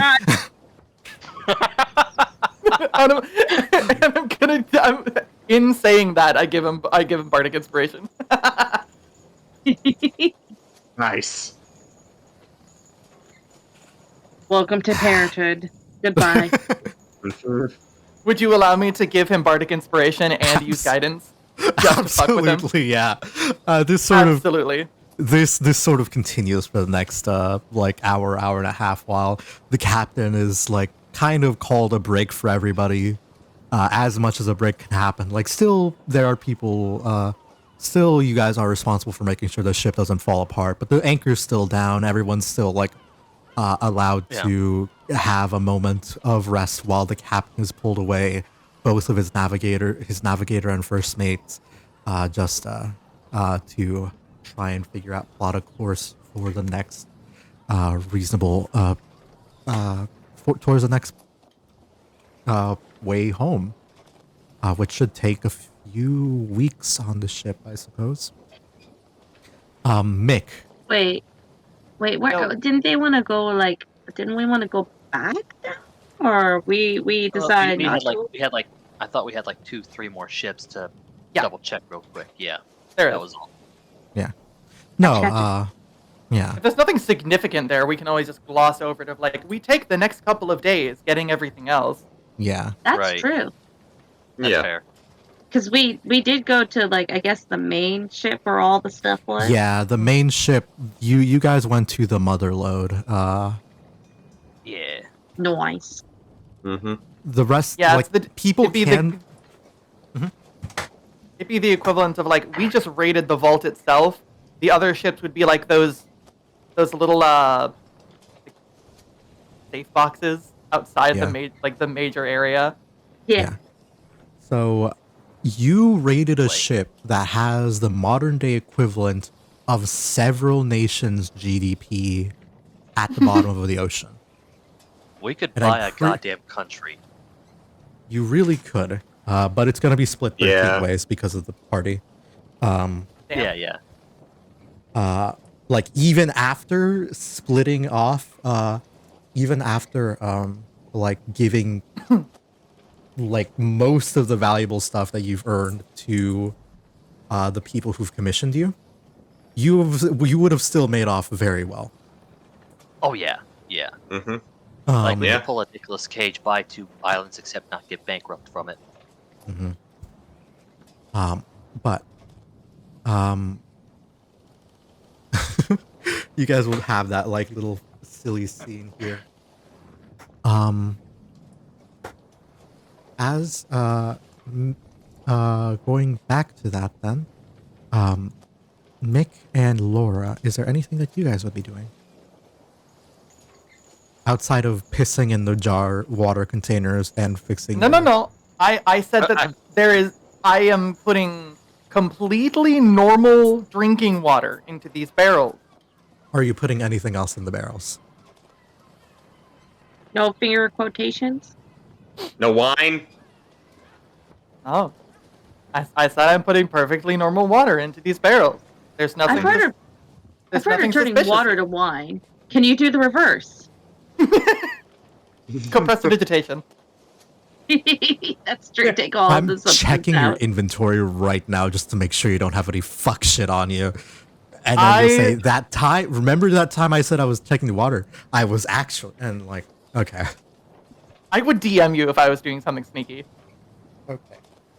Well, I wouldn't check DMs because I should check DMs actually. Let me check DMs. Okay, there's nothing. Good. I mean, I feel Good. like it's some For I now. feel like for now. Yes, now, indeed. I am actually filling every single barrel up with exactly 13 ball bearings. Okay, perfect. Got I'm it. kidding. I don't have any. Laura, give me a check with your smith's tools then to try and improve your weapon. You are currently improving a weapon. Which one are you going for first? Your scimitar or your hunting rifle? I'm gonna go with the scimitar because I have a +8 with the rifle right now, but only a +6 with the scimitar. Perfect. So scimitar would be the better option, you know? Yeah. Ooh. Nice. 22. A God DC damn. 20 was what we needed to 22. improve that item. It is now a still non-magical +1 weapon. It has just been sharpened and improved in its quality.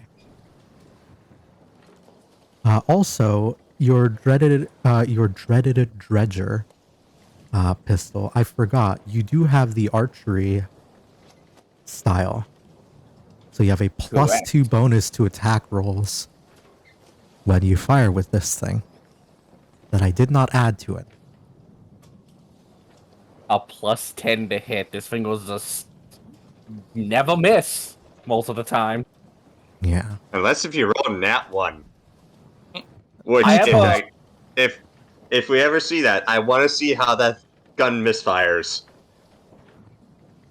It's just explode in your hand, isn't it? Oh no, my mending. hand. Mending. Oh well, there goes a chunk of my skin So true. and a finger. Hold up. Oh great, hand. it's my middle finger, Say my favorite finger. goodbye to your legs. Anyways, it can use ammunition. It is a finesse firearm, and it is magical, special. it's It is finesse, you magical. Or no, is it lighter pistol. finesse that you? I was asking, is it lighter? Is it the lighter finesse property that allows you to use it offhand? Light lets you use it offhand. Finesse lets you use it with dex. That's okay. Gotcha. If I could use it with offhand, I would be doing the most Captain Zack Spell shit ever. You actually probably could use it light, so you can have a scimitar and pistol in one hand. I am going to but shoot also- someone in the face. But also, this is a magical pistol that doesn't need to reload, and also deals an additional d6 of damage and synergizes with your archery feat. So you are just crack shot with that thing, and it is a little dated for you, but the intimidation factor alone for coming in on a ship with a magical flintlock pistol when everyone's using like revolvers and stuff. Yeah. Because that gun is massive compared to everything else. A musket ball is way bigger than a normal bullet. It really Yeah. is. I imagine like with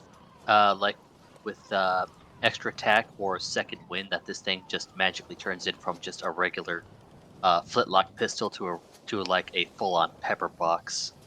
Yeah. All right, What but a weird type of pistol that technically was repeating type of thing. Like it had a lever on the side that you can Mhm. put in balls and whatnot. I not to look up the thing, but it's like a very interesting pistol. yes, but you have a +1 damaging pistol. Scimitar. Or I'll give you this. The scimitar is not. It is a finesse weapon.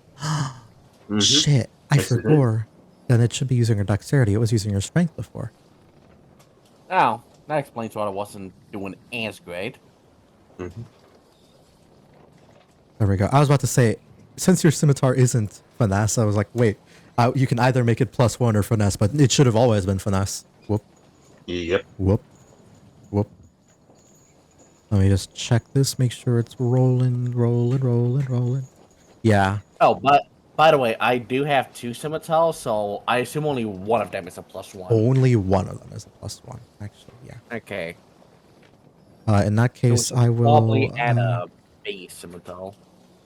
I will do that for you here. But that is what you guys are doing. Cool. Jess equipped and attuned to the boots of flying. Marsham is creating and not destroying water.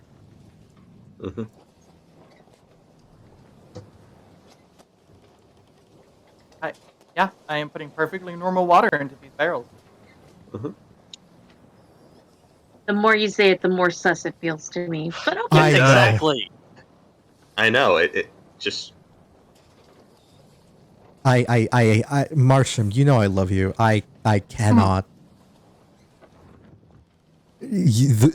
Perfectly normal water is the most terrifying thing you've ever said in your entire life. What? This is Like, my job. We I'm find putting we find. It's my job. Did- I put perfectly normal water into these barrels. I don't. Did I you don't find see what's so did you suspicious. did you find the kelp variant of hemlock while we were under there? Now, this gray Also- water, where are you getting it from? Are you like taking the ocean water and then purifying it, or taking it from the air, or other means? Oh, just water. I don't. That's why I ask. I'm scared. Do you have create food and water as a spell? I have create water. Okay, there's your answer. So then, air or seawater, right? No, it's just create or destroy water. It just lets me create a shitload of water. I Yeah. have it. I have it Interesting. innately, so I get one free cast of it, and I can cast it with my existing spell slots. Yeah. Alright. I could keep us watered on the sea for basically indefinitely. Mm-hmm. Oh. And That is Izzy will do, and Izzy can do the same with correct food as well. Oh yeah. She's kind of been using that to feed the crew. All right. Which is why As I'm saying that I'm putting uh, perfectly normal water into these barrels. As you guys, we are done below deck. Green, Ezzy and Evan and Ali And Russet. and Russet. The four of you are all looking at, have all come together at the very tip of the ship here. And Evans will pipe up first. Actually, no, I think Ali would probably be complaining the whole time and will just be saying, all right, I'm here. What exactly do you need from me? Okay, so this might be the most stupidest decision that Zimnis might have made me do, but Izzy Bullshit. pulls I had no to say in this matter. The captain brought up the idea and said it was an option. You guys are the one who went through with it. Yeah. Fair enough. And also the captain made a mention of this. Okay, this is confrontational between us four right now. As he pulls out Four? the bottle, me, Oh, I guess the captain. Yeah. Yeah. Well, Izzy slowly pulls out the bottle of Astral Sea Brine and is like, "This is what I found at the bottom of the boat. This has maybe connection to some stuff to the Astral Sea. What Zimnis called it. It's the reason why he has that little tattoo on his hand." And we were wondering if you can try to connect to it in some way, Ali. And this is kind of the reason why we're out here, so you don't explode the ship. If shit goes wrong. Right. Well, you do know, sorcery is innately unexplainable by most accounts. Some of it, Which I'm kind of makes really- you the... What- yeah, I see the logic here. Yeah. I mean, I'm willing to try it. I Down only- to make sure you're all right. Yeah, it's like,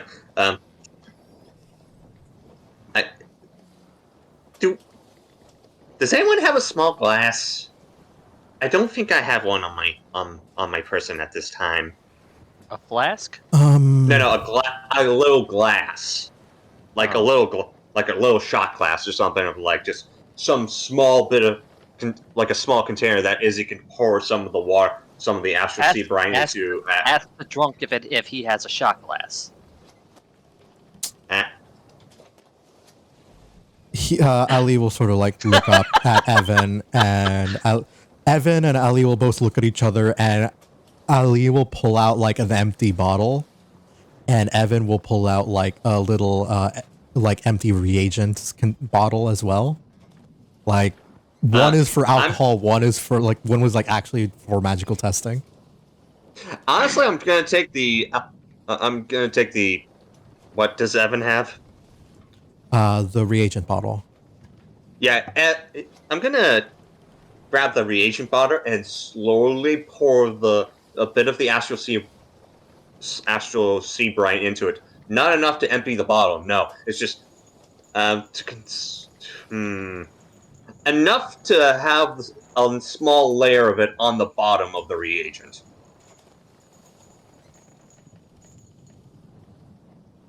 And it's Do like, I smell a sleight of hand check?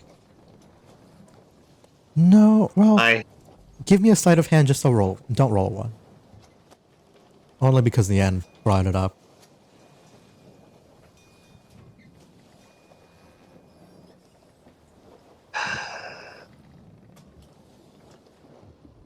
You're fine. it's a 4. You're fine. It's a It 4. was a 1. It was a 1. Nothing gets spilled. It's pretty easy enough. Evan is just like, all right, be careful, be careful. Yeah, I don't really know what. I don't. See, I don't really. I'm trying to figure out Ali's voice, and I think I'm trying to do a Captain Jack Sparrow impression, but I don't think it's coming out well. Anyway, Izzy corks the bottle back up. After she's done, it's like, that's all we're gonna get. Any more, we might have another situation again where I get stabbed, and so I don't want that. You got stabbed. Is this loud When? enough for? Is this loud enough for Zim to hear? I think at this point you would Yes. still be experimenting inside of the ship, inside of like the lab area, Oh, okay. because this is happening pretty early on. This is enough. Yeah. Just the outburst of "You got stabbed!" Yeah. Izzy shows us the messed up scar on her side. holy It's- holy shit! What the fuck is that? Oh, It's not even like a. It's not Yeah, even that's a, what It happens. looks like a chunk. Yeah, it's like some of the body fat of Izzy just got ripped out from this thing. Yeah. what? She was a bit of a big girl, but there's a little bit of a. It's like a weird crystalline wound on her body. It's weird. It feels like if it was ever fixed or something, like it might bleed out. A botched liposuction. Ugh. Effectively, yes, it is a botched liposuction. Gross. I'm sorry. Gross. That was. No, yeah. Evan will sort of just look at this as the ship cleric will just like. You should have come to me first. I can't promise you that everything will end up all right, but I mean, And I mean, I dealt with it enough just so it was stable. maybe. But But if you- hey, I don't know what's going on in your life, but there's no need for bravado here. All right, you're hurt. You come mean- to me. You make sure everything's okay. All right. Yeah. Actually, if you don't mind, can you check on this before we start with the whole experimentation with the Astral Sea? Fine. Because I do worry about this. No, of course. And he'll take a look at it. And here's where we get to have a little bit of fun. Looking at the knife wound, he'll say, well, it's not just the stab wound, unfortunately. Kind of looked like he'll like feel it, and there's like hard in different places, and he's like, at this point, you did like your lay on hands, and that's very viable, like good magic. And he's casting another cure wounds on it, and like detect poison and disease to try and make sure that it's not infected and everything. And he says, "Oh," and he's going to begin to cast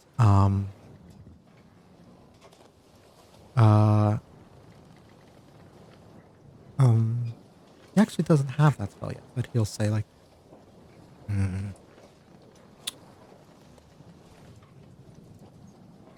it's at risk for being infected. Even now, the wound is still fresh. I would say maybe make sure that not enough for right now, but having seawater on it would probably be a bad idea. Izzy's a Speaking. paladin, is immune to diseases. They don't really. Are you high enough for that, or is that a level 3? I am a level- paladin. What Yeah, level do paladins get divine health? Level 3. Oh, then you're perfectly fine. And then he'll he'll look at you and say like, "Or it would for anyone else." But all right, it does just seem like it can reopen real quick, and it would be rather unfortunate for that to happen to you. Mm-hmm. So do be careful. Whatever this was, it also left some sort of necrotic scarring, but that'll go away with time. It's nothing fatal, nothing life-threatening. But I will say, if you had gotten hit particularly bad, probably could have straight up left some sort of nasty infection or worse. I mean, to be completely honest, when I got stabbed, I almost felt my life flash before my eyes. So it was a nasty hit. Yeah, I can believe that one. You'll be all right. I mean, if it gets any worse, feel free to come to me. Yeah. There's no Will infection do. right now, and I trust that your paladin oath will keep you safe.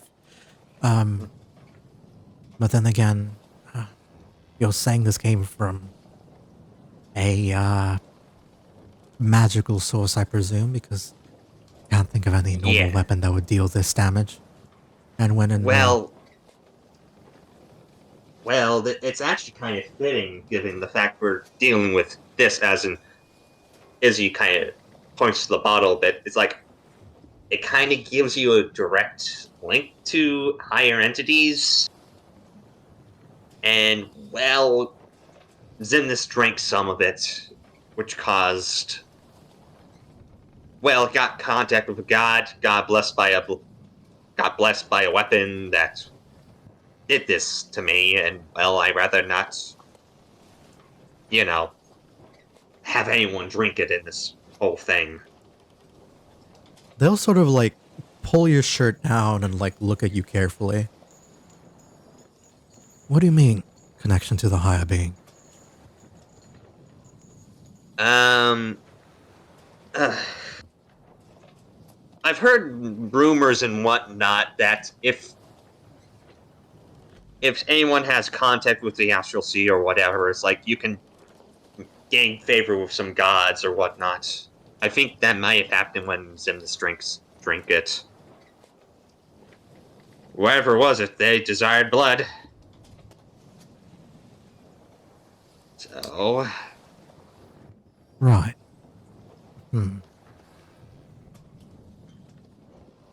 He looks at it in questions it for a moment. That's, interesting. I am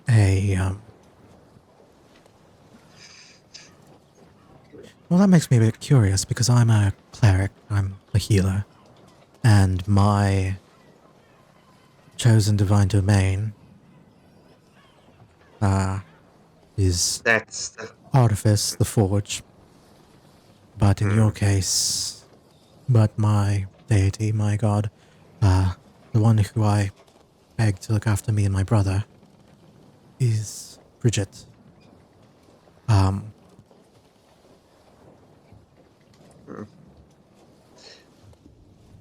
Still, I don't think... personally, I don't think it's a direct link to anyone. It's like... I don't know, it just seemed like it happened, like someone answered the call. That sort of thing. Understood. But Still, as a man of the gods, interesting, yes. to say the least. Yes, but to get back to the whole experimentation, Ali, I would like you to focus on this. I would like you to focus on the little this little reagent flask and just see what you can find.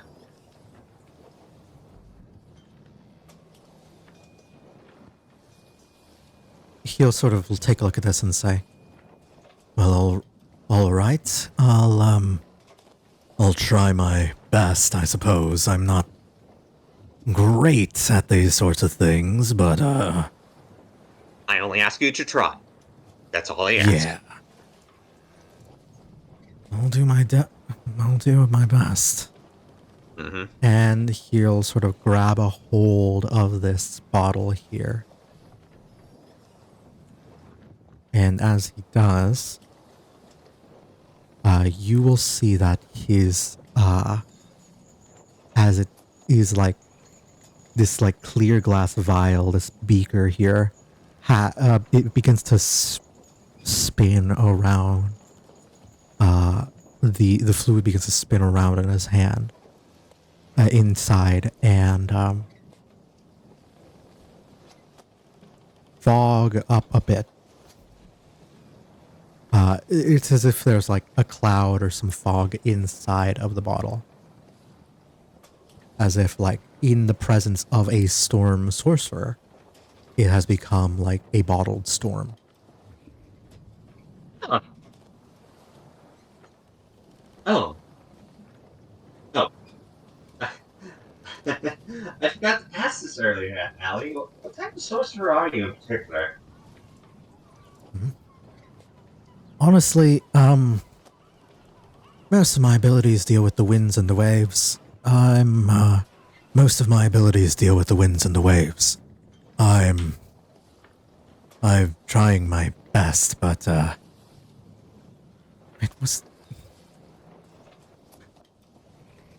was a silly voice that I had in mind, and I can't remember it at all.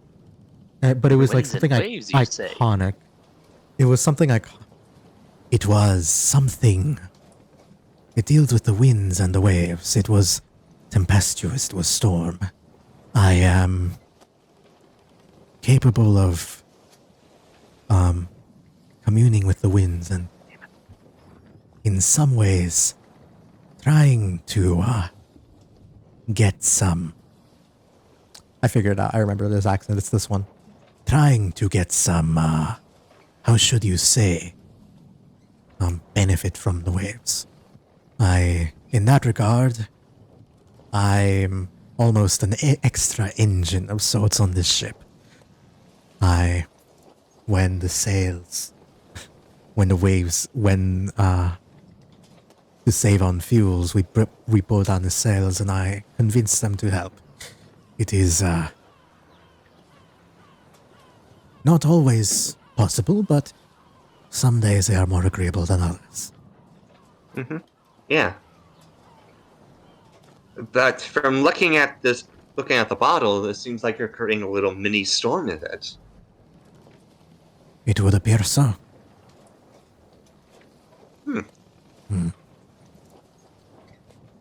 That Interesting. gives me an idea of sorts. Would it? I only ask you not to drink it. I hope you wouldn't drink fucking brine. You're no fun. But that was not what I was going to ask. I was going to ask if I could, perhaps, if you are interested in this, allow me to open the bottle as it is storming inside, and speak to whatever comes out. You do it at the edge of the ship and make sure you point it in the direction away from it. That's all I ask.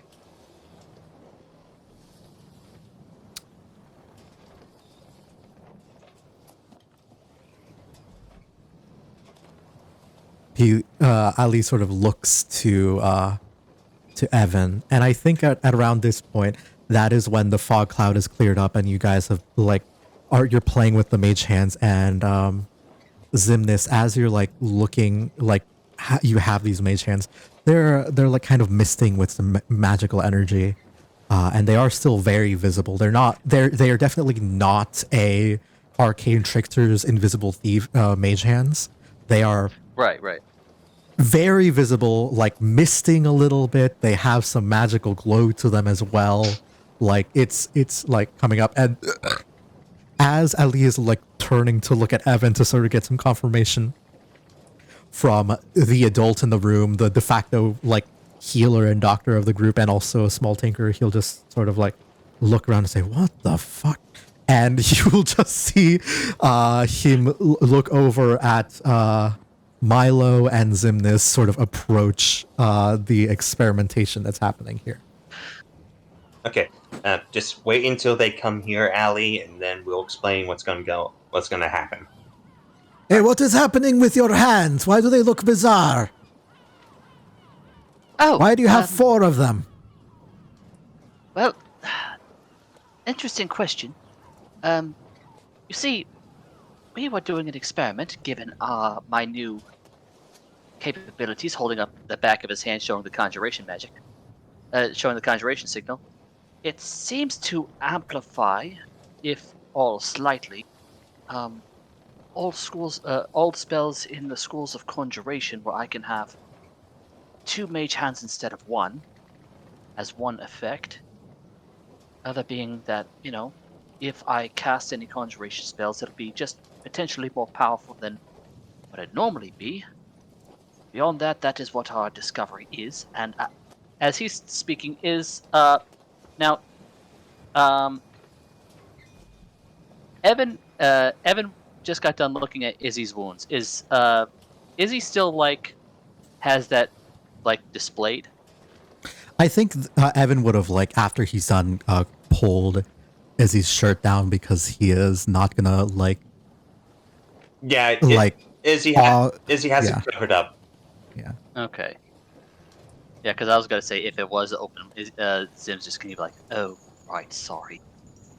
But if that's not the case, but as he's discussing this, he's going, "But that is much as what Milo and I have discovered.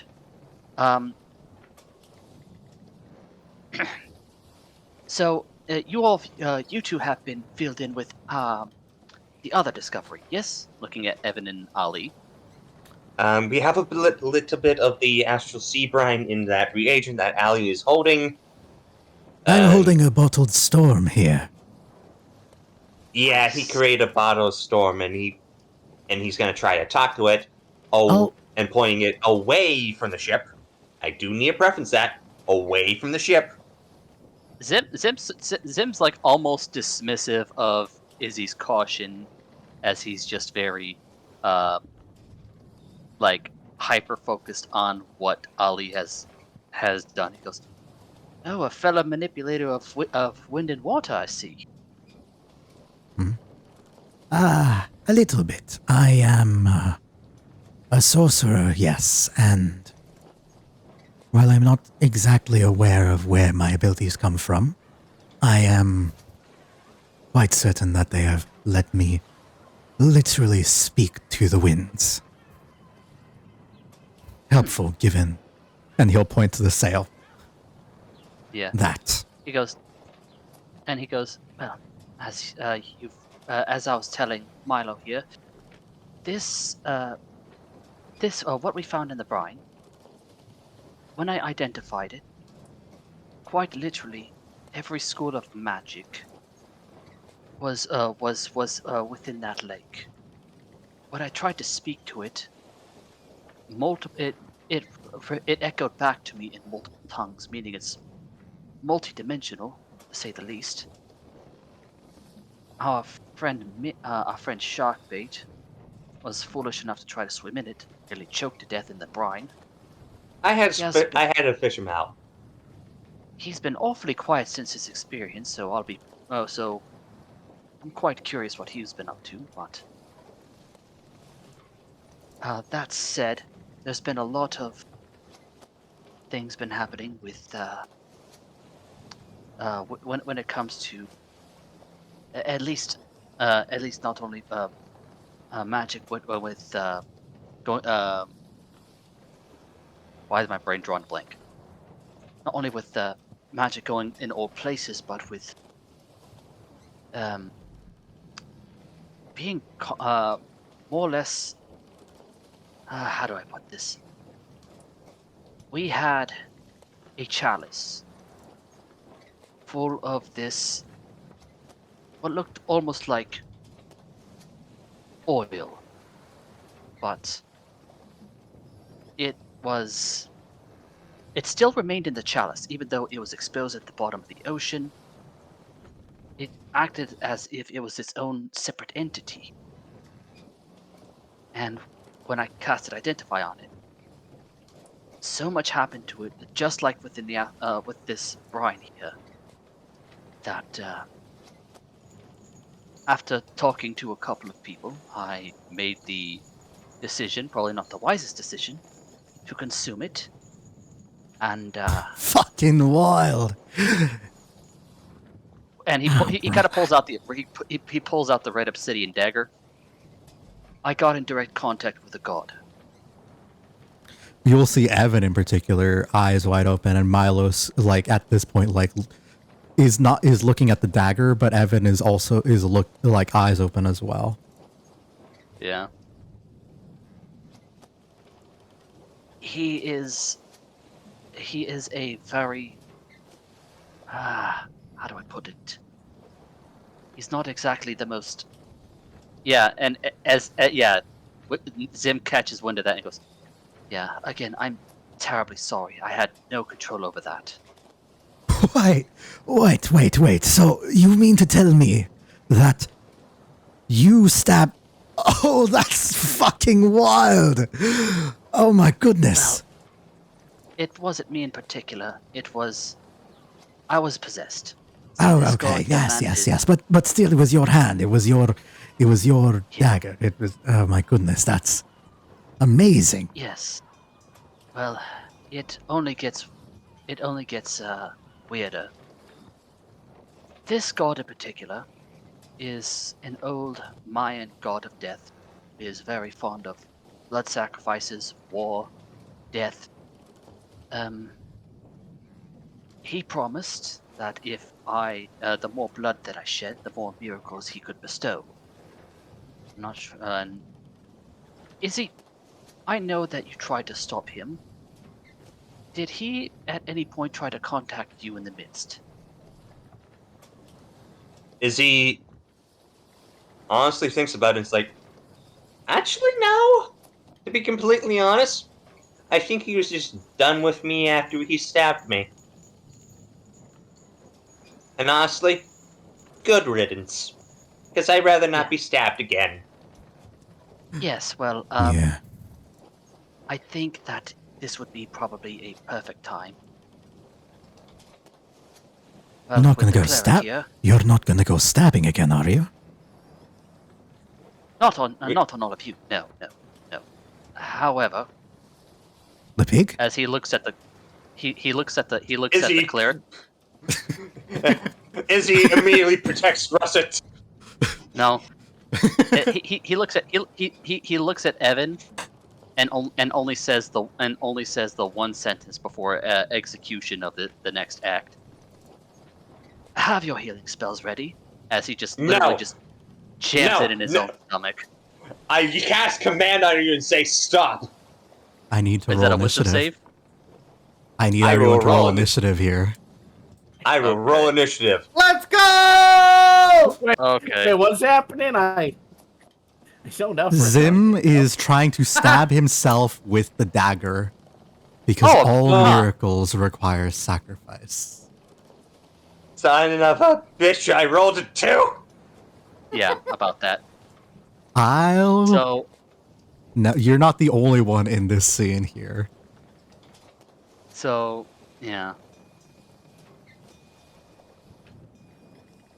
Oh my god. Oh my Wait. god. It's... Wait. Nah, Russ can't do shit. Okay. God damn it.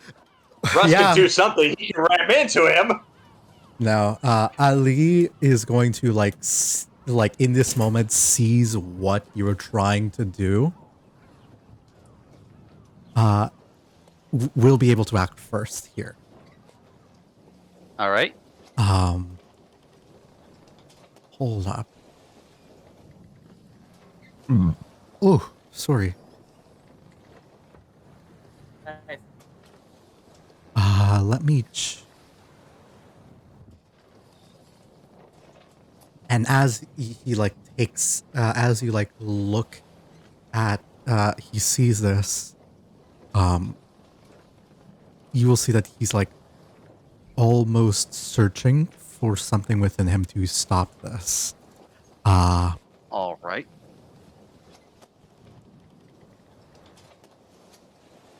Love of God, hope he has the spell command. I don't He think does sorcerers not. get command. He does not. Straight up no to that. Dang it. He has Silvery Barb's Witch Bolt. That's it. Actually, he should have another spell. But he probably wouldn't ever take command. Because that's just not his style. It's not like a chaotic pirate to tell someone what to do.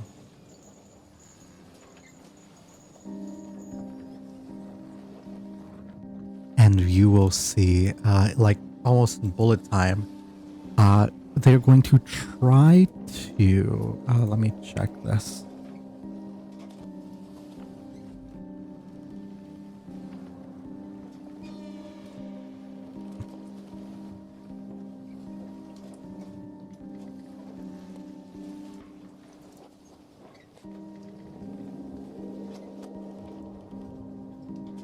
I think because I rolled first, I'm gonna do something a little scummy here. Oh? Xemnas. As a reaction, before their initiative would go off, they're going to Silvery Barb's your initiative. Oh. Oh. Roll again. That's right, because That- it's a check! I didn't know that was a thing, Yeah. but okay. Oh my God, that's crazy. It's a check. What's It's a happening? D20 check. Oh 12. my God, I never realized that could happen. Yeah, So- Ali will like see this situation and to like, no, don't, and will Silvery Barbs you, and that like moment of hesitation makes you roll a 12 instead of a 16. That's And you do not stab yourself in this moment. And he's going Not yet. to try to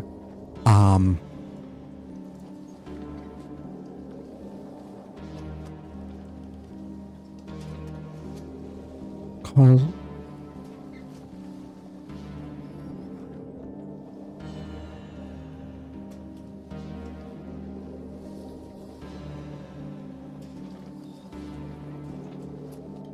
Motherfucker really said, get your healing spells ready. Yeah. Yes. he's going to try to use a lightning lure on you to try and get you to try and specifically bind your hand with the dagger. All right, so that's a strength saving throw, Yes. and I take lightning damage. Yes. Okay, well, let me see. Strength. Here we go. Here we go. I think. I take a 12. Ain't gonna cut it. No. You'll be pulled towards him, and I'm going to save. It's not how the spell works, but I think it's thematically appropriate. So I will allow it in this moment. And he's a sorcerer, so he can change how spells work anyway. Yeah. All right. He, in this moment, holding on to this like bottled like storm that he has, like something about his magic changes its effect. And in this no. moment, it doesn't end up shocking. It like grabs a hold of you and wraps around your arm, and what you will feel will be almost like a tens unit paralysis all over your arm, preventing you from moving your bicep or your triceps or your fingers, as you just have this dagger here in your hand, just gripping onto it as tightly as you can. not able to let go or drop it. Not able to All drop right. it or twist your arm at all. Okay. You are effectively grappled right now. Not fully Okay. restrained, but grappled. Okay.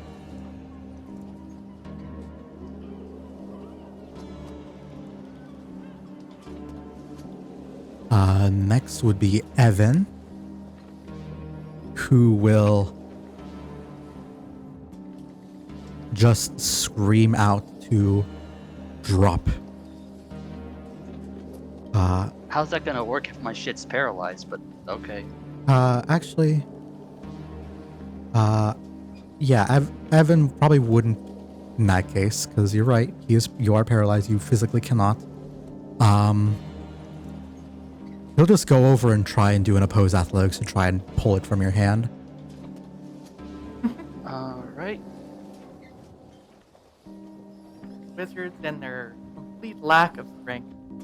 Yeah, Yep. about that. Silvery barbs on that check. I have to actually succeed it first. Oh, okay. Well. Oh well. Clerics and I their don't- complete lack of strength. Let's go! Fuck off. The one time I I'm strong.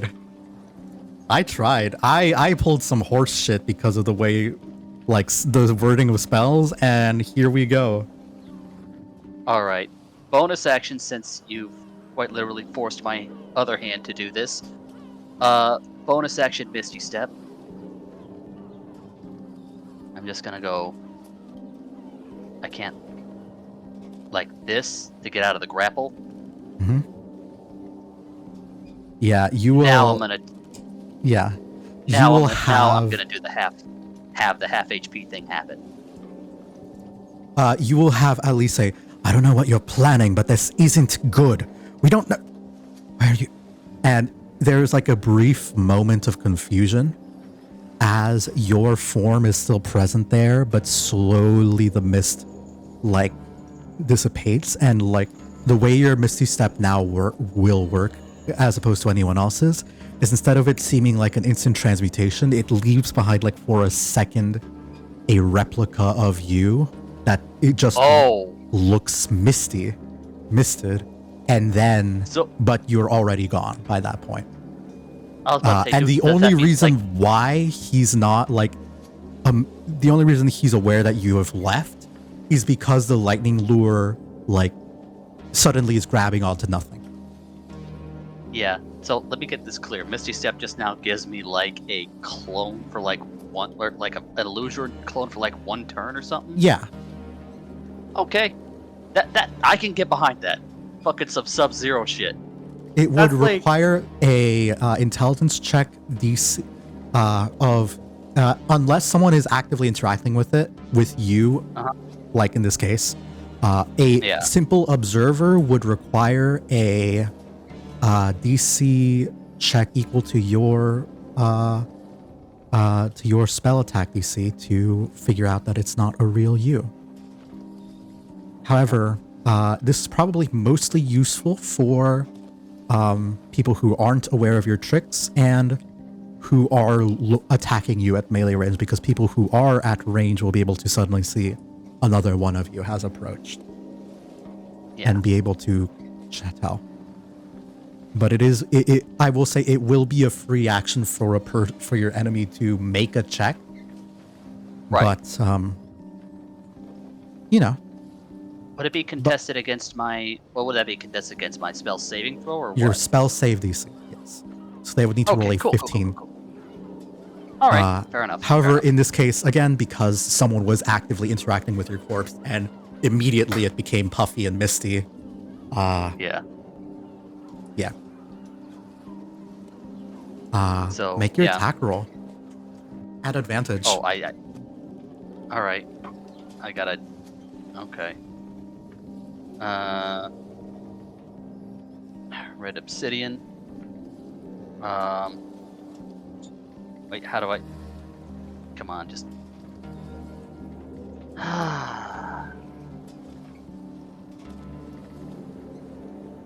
Okay, now. Am I able to? It just says use ability. Yeah, usability. Just do it. You should Okay. be able to see an attack roll. Oh, okay, cool.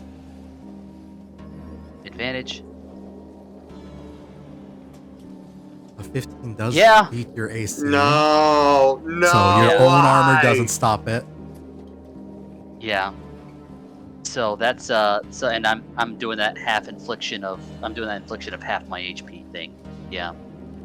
So that half your HP, you are sacrificing half your HP here, hmm and you take. You are suddenly at 13 points of damage. This isn't the necrotic damage that's already been dealt, but I still need you to roll me roll me damage on the dagger real quick. All right. Let's see. Okay. Roll. Yeah, that's gonna fuck. So no matter what, your HP was already halved when you did this. In addition to the dagger's actual damage, you That almost are kills me. almost instantly killed. That's almost death. In this moment, Yeah. what are you expecting to happen in this here? At this point, Xemnas is expecting one of two things. Well, two things. One, more or less to have the same situation as what happened to Izzy, if not worse. Two, possibly to once again get in direct contact with the god that bestowed this thing on me. Okay.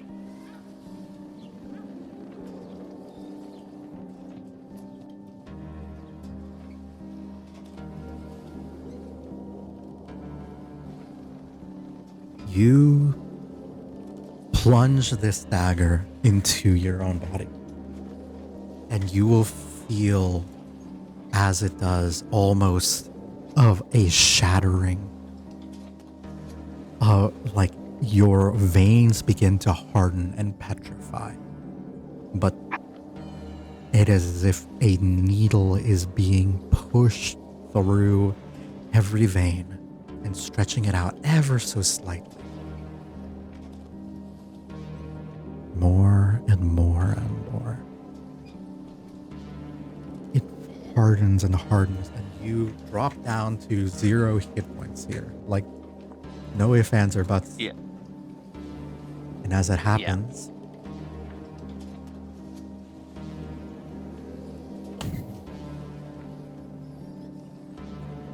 you will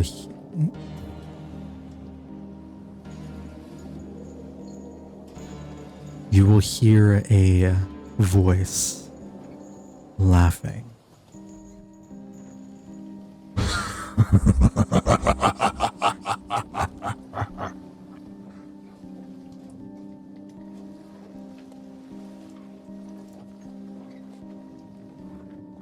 Xemnas, I have some news for you. I'm dead.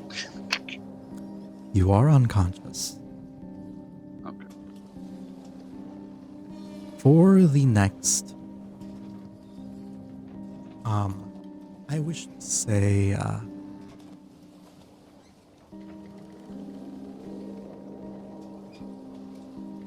you will feel, oh, I accidentally clicked the button. I didn't mean to do that. You will feel, yourself fading in and out of consciousness. And as you do, I don't think anyone else sees this except for you. But you will see a I can't man. see it. It's all black and white. You can click the heart on the top next to the chat box to sort of see colors again. Oh, okay, cool. Yeah. You will see a man appear before you.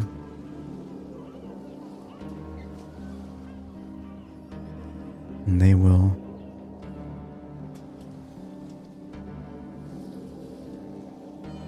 What miracle do you seek?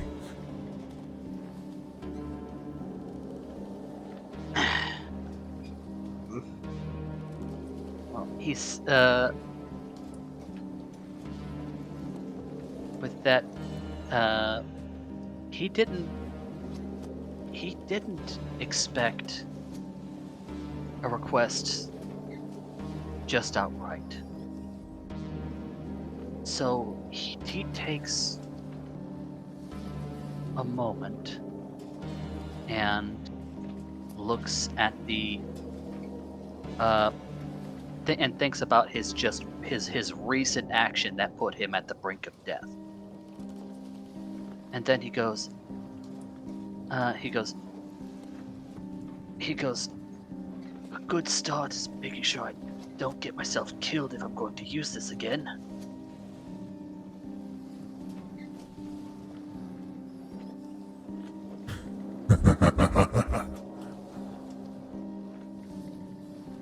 Many have brought themselves to the brink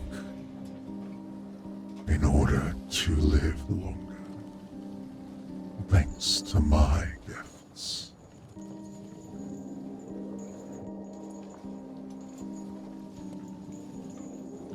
Misguided fools seeking immortality. But I think that you... And in this moment, he will sort of like kick you a little bit, like tap your shoulder with his foot. You didn't even think that far ahead with your request.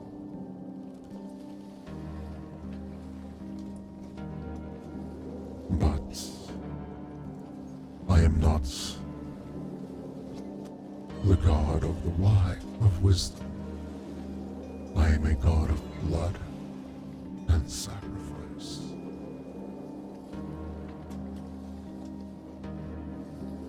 I will grant you back your soul. But if should you wish to use it, you'll find that if you stay here, that time may come sooner than you think.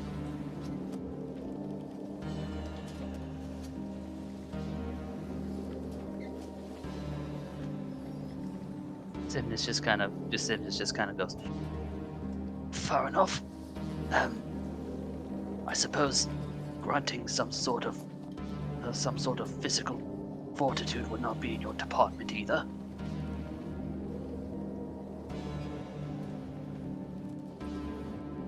He'll laugh.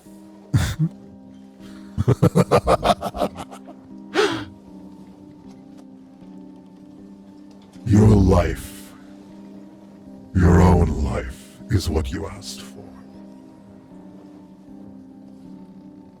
Yeah, fair. I'll be a little wiser next time. Good. Now, get up. And as this happens, your body will almost, like, starting from, like, with a strength you don't know, you begin to pick yourself up from the ankles and slowly, like, stand up almost, like a plank of wood, like a zombie rising. Yeah. And it is a painful experience. Those needles that seem to be traveling through your veins as a result of this dagger does not, makes this process incredibly painful. Yeah. And as you do,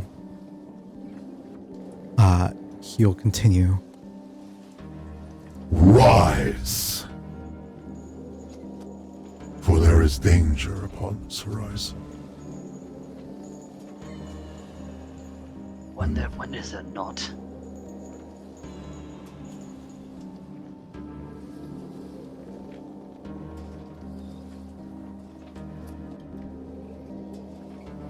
suppose there always will be. So long as I am here. And you, as you get up,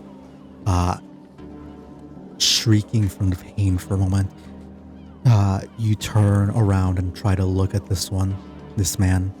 And as you do, he is gone. And you find yourself staring at a bunch of very concerned people, and you see yourself at one singular hit point. Yeah, he as shortly after turning around, he just kind of realizes, the extent of his damage, and most likely he's also like catching his breath after it was just like the equivalent of having it like knocked out of him more or less while he was at near death. As he goes, "Oh, by the nine hells!" Izzy's having a straight up panic attack. Everyone's sort of just like in shock at what you've done. He holds up one finger. He goes, and as like sort of a signal of hang on, just hang on. As he goes, "Yep, it did exactly what I thought it did. I got in contact with him." Mater, why? Why? He goes, Please "But grant us note to self: until I get a little stronger, don't use it on myself again." As he just sort of sheathes it back. Yeah, no. I cast command and say give.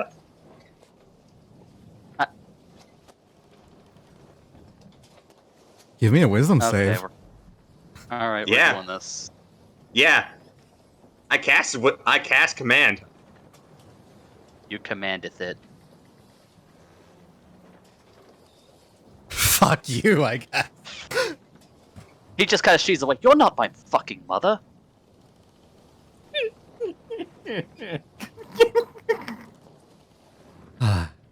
Dumbass. As As he- this is all happening, Jess, Yes. I would like you to give me, in this moment, what would be the most appropriate for this? Give I will me say, like- a. I'll say, you guys haven't heard Simnus swear a lot, but like between him being in pain, experiencing near death, he's a little more irritable. Can't imagine why. Can't Yeah. imagine why. Give me a perception check, if you would. Sure. Uh-oh. The DC for this is not high. And uniquely speaking, you are not the only one, as I'm proficient. yes. And Mick and Laura, since you guys are below deck, give me a perception or insight check as well. Oh boy. Oh.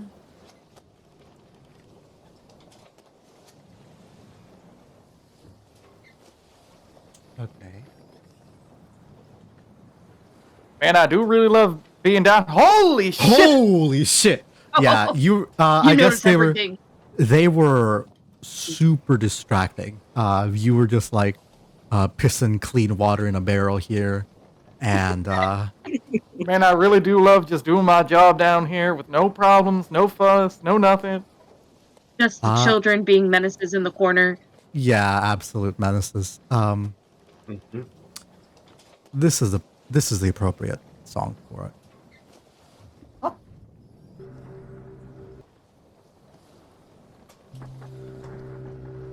God damn it. Slink. You and Alan and Marco are all having a great time below deck. And as you do take that look, take around, suddenly, kobolds don't have hair, but you will feel a shiver. Oh, Dude left. Okay. I clicked Martian's the wrong back. thing by accident. You're good. Okay. You will feel a shiver go down your spine. A cold sensation fill your whole body. It is a primal feeling of fear, primal feeling of respect. This is something instinctual. And you're looking around, and Marco's like, Hey, are you okay? and Alan's sort of like looking at you with the same knowing nod. And with that 17, they will sort of nod and whisper at you the same thing you were probably thinking in the moment. Dragon.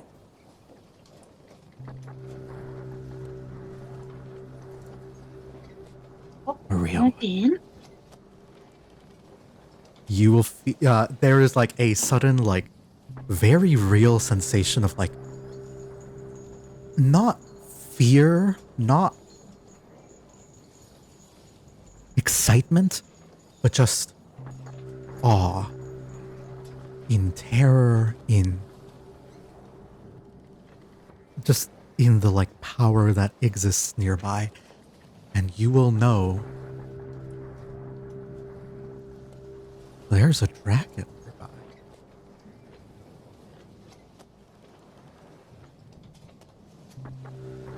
Slink is gonna very quickly like fly / scramble up to the top deck, like trying to figure out what's happening. I'm behind you. What did? And Hey, Alan hey, is like suddenly like Mick, you will see Slink panic and Alan go stone cold, the most serious he's ever looked in his entire life. The most sober he's ever been. That he's never been in. Like these two goofballs, like one is Slink has always been like a little bit like the effective like a little bit like played a little bit carefully and like had some like tendencies where they would be scared more often. But Alan has always been like laissez-faire, sort of like devil may care in his reaction, probably because he knows that his soul's damned anyway. But Mood. but like in this moment, he is like the serious look in his eyes tells you something is very wrong. As the two of you guys will head above deck, meanwhile Marco's like, what's going on? Are you guys okay? What's happening? And they just run past us. That's up to you, Slink. What do you do? Yeah. Or are you just scrambling past? Yeah, because she wants to know what's going on. Because this immense feeling, she wants to know what it is. Yeah. You'll step outside and it's like, it hits you like a strong wind that threatens to blow you over. And it's not like something anyone else can feel except you two. And it's the kind of like respect that you would like, that you learn to offer your master. But instead of a respect that was earned and like you were inclined to give, but was like earned and reinforced over kindness and actions and respect, mutual respect amongst yourself and your peers, this is a primal, instinctual, natural fear and awe. I'm just gonna like make eye contact with Laura and Marco and just say, I've never seen Slink look like that. I think we should get above deck like now. Slink, as you head upstairs, I need you to give me a a wisdom saving throw here. Oh. Uh-oh. Oh. Those are the ones up top, right? Yeah. Yeah. Slink, you give me a wisdom saving throw. Ooh. Not bad. That's pretty You good. are fine. As this happens, Alan, let me check the DCs for this creature that I'm showing you. Smile. Aw. Smile. I don't like that. Oh God, no! As you head up first, because you have the boots of flying, Alan hasn't like quite reached the top deck first, but they see you stop cold in your tracks, and you're not even you have these boots of flying, but as you reach the deck, you can't bring yourself to step forward, and you are just scared, paralyzed in fear, unable. Yeah, I think. and like that sensation, that desire to hide and run away, and like mechanically speaking, not move closer to the object of your fear, is very real. But the desire to warn everyone is also there. So you're just like caught in this like paralysis, and Alan is just looking at you and say, "Slink, we need to warn everyone." And they will offer Frozen you with a her eyes bardic, like wide. they will offer you a bardic inspiration, granting you advantage and a d10 on this roll. So kindly roll again. For anyone else, the DC would... give me another wisdom saving throw and add a d10 to it.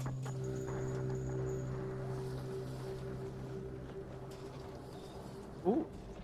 D10? No, not two of them, just one.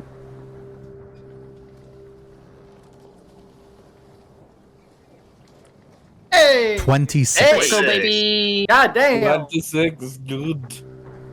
That inspiring performance from Alan with the mask of disaster and delight.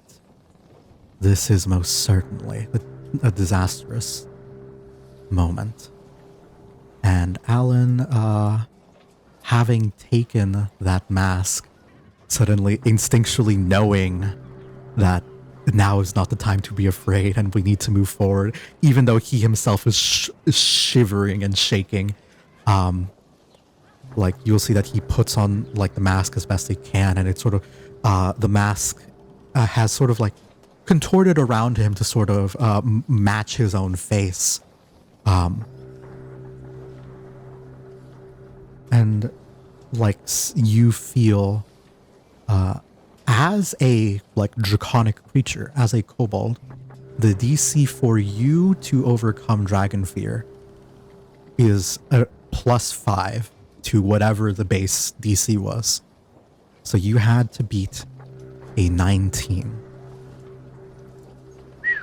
Oh shit. Oh boy. Wait, hold up. Oh, Let me double shit. check. I mean that's Oh, not no. surprising considering, you know. Actually, no, I lied. It's DC 18 wisdom +5. That would be 23. You would have had to beat a 23. Oh. Oh damn. God!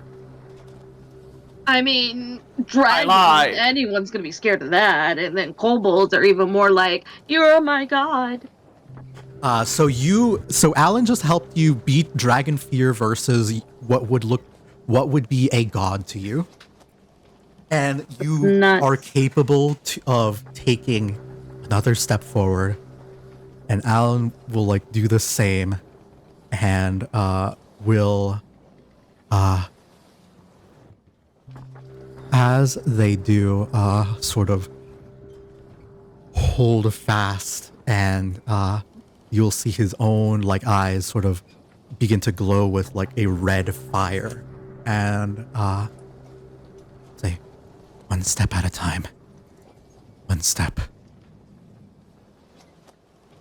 And they're like trying to hold onto your shoulder and move forward, and at this point your like march, your step like has caught Mick's attention, and at this point I think I don't think that it would have caught the front deck's attention yet, given what happened there and everything. But definitely Mick and Laura and Marco are all looking at you guys like, What's wrong? Are you okay? Usually, never like, Hey, why are you running off? usually Slink is usually, you know, like very like yes and stuff. She is like quiet, serious, wide-eyed, like focused, and all she can mutter is dragon.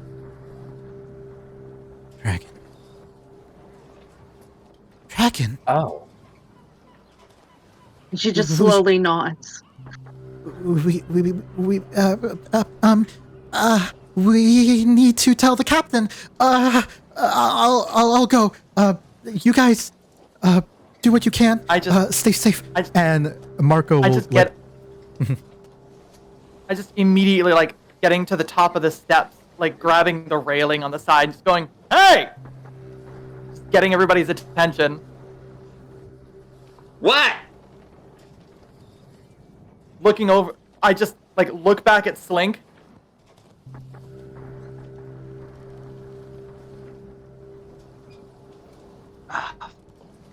Yeah. It's just like, oh, bloody hell. This is probably what you warned me about. Can she spot it? Like, can she sense in what direction it could be coming from? That's a good question. you will feel you are looking up and you are looking down, and I need you to give me a check here. In this particular moment, I think that it would probably be perception for you, and you can do it with a perception check for you here. I am proficient with perception. Does that mean I get advantage? It does not. I'll say Alan is like doing the same. So Alan giving you the help action would give you advantage. He's not proficient in perfection. He's just helping you. He actually has a -2 to perception. Oh shit. I Then do I expect no click less. advantage or normal Yeah, right now? advantage. Yes. Yeah, while you're making the roll, I just go, listen, I don't know what Oh, I don't know what's going on, but I mean, look at Slink. All she said was dragon. Look at her bug eyes. You They're will no hear. different than a regular bug eyes. You guys will feel the. I'm gonna quickly move the old part of the ship off screen just so we can have the normal ship combat here. You will feel. Look around and see the waves feel eerily still. Oh no. You know how cats, when they're like scared or when they see something of interest, how their pupils just like dilate? That is her right now. Emphasis on the bug eyes. Yep. Yeah. Big ol' eyes.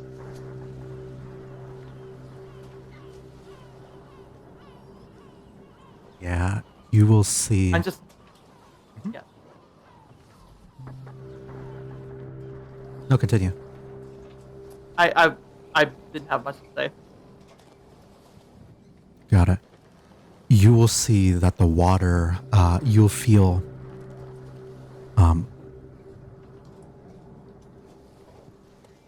you will feel the, as this is beginning to happen, like something is changing, something is happening, something is coming, something is coming, something is coming, something is coming, and it begins to rain. And as it goes on, the rain goes harder and harder, landing on everything. The captain comes out saying, "Raise the sails! Yeah. Back down everything you can!" And is telling everybody to like take cover, make preparations. Everything is happening, and at this point, the captain will look around and like prepare everything as the storm is coming forth, and Slink, with a 21 perception check, the captain is going to ask you, Slink, what is happening? I heard of a dragon. What can you tell me? And here I will give you a piece of information. And you can be the judge of what it is. With a 21, that's high. I can tell you the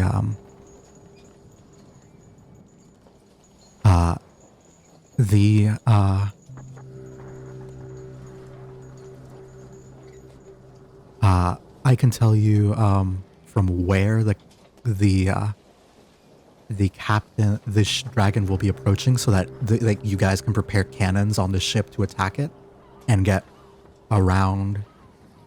Or I can tell you the type of dragon it is.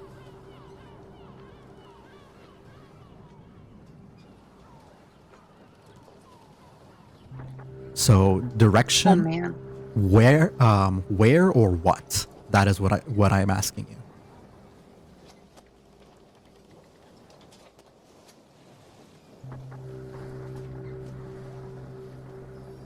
I mean, God, we probably want to know what kind of dragon it is, because if it's the wrong kind of dragon, like knowing where it is and trying to like get away from it might not help, but knowing what type it is might be beneficial. If it's already on its way, we're gonna Yeah. find out what it is, no True, matter true. Yeah. what. And I we'd think like we to should know what type, because it's gonna come soon, so it doesn't really matter which direction it's No, coming from. no. I mean, if it's on its way, we need to know which direction it's coming from, because we're gonna see what it is the second it gets here. But we don't know which way it's gonna get here. Here's the question though: how proficient is our team when it comes to knowledge of dragons? Like, who has that knowledge on our team? Honestly, Slink, it's you. Yeah. You would have that knowledge. Because if we choose the wrong type of dragon, we can be really fucked. In my past experiences of dealing with dragons. I mean, Yeah, is there any- honestly, type of dragon is my vote. That's what I would think too. I'll say the type of dragon as well. Well- Fine. 3 out of 5 majority. Yeah. All right. Knowing Type where it it's is. gonna come from would be nice, but we're gonna find out where it's coming from anyway. Mm-hmm. We're gonna find out what kind of dragon it is either way too, and we're not gonna have the time to prepare the cannons if we don't know where it's coming from. But cannons may not be as effective depending on the dragon. Yeah. Cannons are bludgeoning damage. They are bludgeoning It may damage. have armor strong enough where bludgeoning doesn't do as much damage. No, that's if I think it's like if it's an ancient or a great worm, then we got a fucking problem. If it's an ancient or great worm, we're leaving. If it's an But I don't ancient or think great you worm, can leave there's not going to fast be enough. anything. Yeah, there's not going to be True. anything left of us to be concerned about this. That's another thing, is if we find what type of dragon it is, we can decide whether or not we are fast enough to technically run away from it. But like was said, if he's like a greater one, we're not leaving no matter what. Also, knowing which one lets us know if we can maybe both get with it. You know, Hear tell me it to out. fuck off. Hear me out. I have an innate gust of wind. We do have Mhm. that one Between- thing too. Between that and the cannons, if we can outrun it while shooting it away, Yo, don't forget we the would- iron flask. fair enough. And yeah.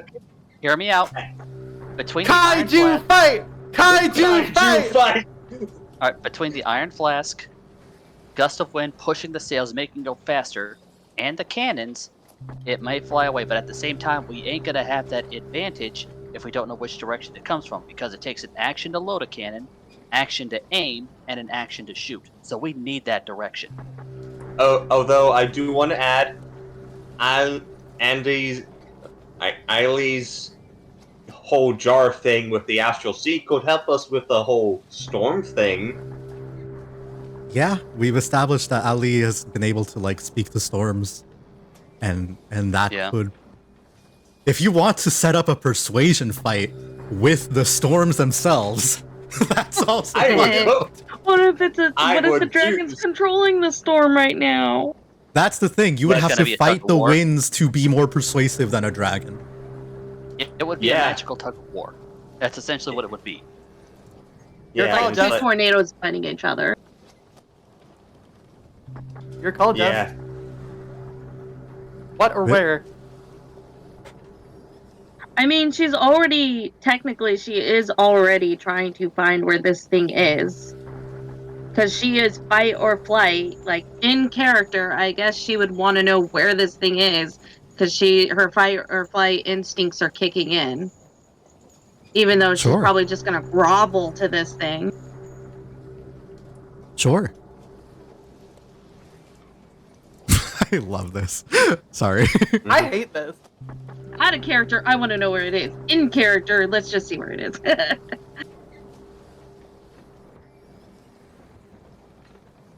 You will look around and see. Where is it? Where is it? What is it? What is it? What is it? It is coming from below you. Oh, From the south. It's a swimmer. From the north, which is up here. From below and from the north. It's coming from the Goody! sea. It's swimming. I had a feeling it would be either sky. Well, it's either sky or sea, but yeah, I had a feeling it was probably going to be in the water. So yeah, her shaky little claw just kind of points in that direction as she's like beamed in on it. And now here's another question. Do you prepare to fight or flee? Because you guys are fighting, you aren't just people fighting a dragon. You are a ship. You have cannons, you have ballistas, you have weapons. I opt for guerrilla warfare. I opt My for question fleeing. is she, quote, frightened? I think that's Is that's she, not for me like- to decide. That's up for you. You successfully beat the frightening presence to avoid Okay. being afraid, but like that just means that you aren't mechanically penalized for your fear. You can still be afraid. Okay, that's what I was wondering. Yeah, because so she, if need, can get close. Okay. Not that she needs to, because she can just, shoot little arrows. I don't know if she will. I guess we'll find out. Your call. I mean, you have the presumably you guys have a whole treasure trove of magical items right now, so that you can use as well. Oh boy. very true. I will grant you guys in character 1 minute to prepare, to cast whatever spells you wish, to attune, to grab whatever items you need from the magic from the hold. But knowing where it is coming from, I can either set you guys up to run away, or set you guys up to fight. Like I said, I opt for guerrilla warfare, hit and run tactics. If it's chasing us, we want to make sure we try to have it to where it's not worth chasing us. The problem is, fighting and fleeing, we have to face the ship different directions because the cannons only have so much, like, turn to them. Because if we're fleeing, we're likely fleeing directly away. are you I talking want to. I want Time to out. make a. The cannons aren't like cannons are just like on a wheel or some shit. We can rotate them in any which way direction, can't we? No, I assume not they're really. cannons on the lower deck. Oh, I misunderstood. I There's thought no for some reason ballista they on were the above. ship. I thought There for some reason is they were above there deck. is a ballista on the Huh. on the ship. There is one. It is on the let me check something here. Just one. The feature says there's 4 ballistas. Oh, I also does there? Yeah, Yeah. 4 ballistas and I think a single mangonel. I could be wrong. 4 ballistas, 2 Mongolians, mangonel. and 1 Navoam, which that's not going to prove useful at all. Yeah. Yeah. I I mean, think- if there's mangonel. there's ballista, then you have a slightly better chance, but it's not by much. Again, it takes an action to load, aim, and fire, which means unless our artificer here puts repeating shots on all 4 of those goddamn ballista, we're gonna have an issue. I mean, you get multiple people on each ballista, and it's less time. I do want to mention one thing. Sure. All my paladin spell slots are out. I only have 1 warlock spell slot. You would have had We had have a a- long rest before this. I'm on 1 HP. Yeah. Yeah, I did, but I used them all. I used my spell slots already. How? The command was 1. Most, Oh, yeah, command was 1. I believe the command for the time that you first stabbed Izzy was 1 as well. That would have No, still. you got a long rest before you that. got a long rest between that, yeah. Yeah. Okay. That's what I meant. I think I did. Oh, But so you should have 2 spell technically- slots. You should have 2 spell slots. Okay. Also, Okay. you should have more warlock spells as well. You only have Hex. I'm looking at your character sheet. You only have the 1. I thought I had Where? Thunder Wave. Wait. You might. You do. It is set in your paladin spell slots. Let me edit that. Yeah, then. I don't know. Yeah.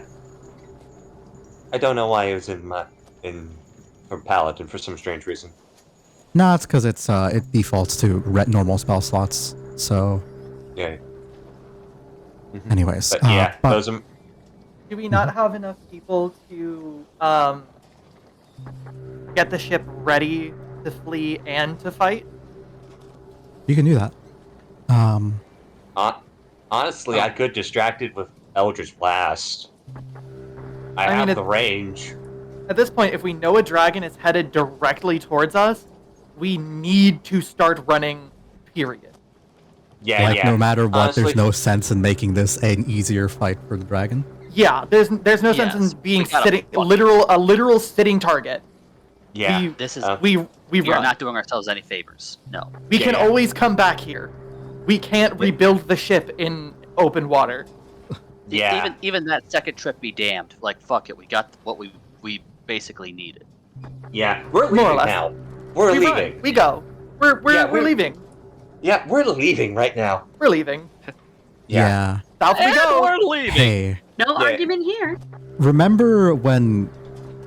Yeah, I think I mentioned at one point you guys had a veritable dragon's horde on the ship. In terms of yeah. loot. Oh Shit. my god, no! Oh shit. What Oh are you shit. talking about? Oh shit. No, Oh, this no. wasn't a More from I a dragon's horde. I can't metagame right now. All I'm saying is we need to go. Don't worry about that. Stole from a fucking dragon's horde by mistake. Let me Holy be God. clear. It wasn't originally a dragon's horde, but it sure as shit became one. Oh, It I saw see. the collection, I was like, that is mine now. Look at this see. lovely, just like treasure trove that landed in my area. This is wonderful. Like, Well, yeah. Free We're real running. estate? we're leaving. Like We're now. leaving. We're leaving now. Nah. Why do you think I was like, no, let's make this bigger. Let's make this bigger. Let's make it bigger. Help! It's again. Like, in hindsight, of course it would attract a dragon. Of fucking course it would. Yeah. Welcome to Dungeons and Dragons, where dragons is literally in the name of the game. Smile. I'm afraid. We're running. We still have We're that running. 1 minute, correct? You still have 1 minute. Talking is a free action. You are fine. Lala yeah. is going to get to You said it's coming from the north? North Yes. and like under. Yeah, It's she women. pointed up and down, so like it is under us. Law would get onto the ballista that is pointing that way, if there is any, and just get it ready to fire. But probably after the captain to start getting the ship out of here. Yeah. Let me check Zim's- if I can't get a ballista token or something somewhere. Yeah. Zim's gonna look at. Slink sees you guys preparing for like with these kittens, and she's just like, As Zim looks "Make mad, at make mad." Zim looks at Triana, goes, "Get the oath bow, darling." Understood. And she's going to like quickly grab it. Who wants it? And she'll quickly like look around to everybody to see who wants it. So I'm going to replace the mangonel with a. I'm going to swap out a couple things about the cannon, about the ship here. First of all, I am replacing the 4 ballistas with cannons. Okay. Reason being, cannons deal 8d10 damage, still require 2 actions to load. However, they do not have as big a range of movement. They only attack on the sides, and you have 2 at the bottom on each end of the ship. That makes sense? That makes sense. Okay. Remember so that you have to literally be have to. downstairs to use these. And of course, they are 4 of them. Now, as for the ballista, we have 2. One that would be right here, roughly, and that does have a full range of motion. And one that would be in the back. These deal a little bit less damage of 3d10, but as opposed to the cannon, they have a full range of movement. The cannon has, I believe, a range of this. Cannons have a stupid long range. They have a range of 600 feet. So, like it's. The issue is that, of course, it has to be. The issue with this would be that, It'd be off the screen. Yeah. It is underwater, but otherwise it would be totally fine to fire. Yeah. I mean, siege weapons like cannons typically don't really give a flying fuck about water. No, I mean, the issue would be you would be after shooting at disadvantage if you were trying to shoot something in the water, and it would also deal considerably less damage because the shot would be slowed by the water. Exactly. Water We're resistance. talking about basic physics here. Zip's gonna point Triana over to Slink, since she's the one who can do massive damage, and that plus oath bow would be really helpful. He's gonna look to the captain, go, "Sir, that flask, we're probably going to need it, along with that anchor charm, in case it goes too far south."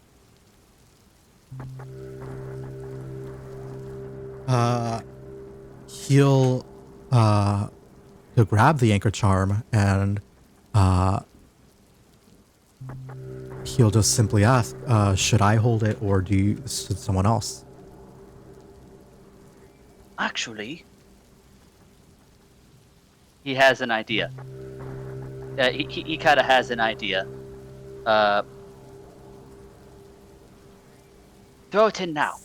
We'll have the ships sail side by side. Yeah, that's massive. But there, I will say that you can attempt to, with the cannons. I will say you can attempt to shift the cone around to try and attack. However, that will also be an action to try and shift the cannon. The angle at which the cannon would be able to shoot. Wait, what time of day is it right now? It would be about mid-afternoon. Oh fuck! So that that thing wouldn't really help us either way. We don't have the extra crew. No. Okay. I'm just gonna say, for somebody to, since Captain's technically the barbarian, he would be the one to want to hold on to it. Maybe, since he can tank it, we can't really tank as much as he can. He'll lie you and say, understood. And he'll hold on to the amulet. And he's Mhm. Zim's like directly behind the sails for a specific reason.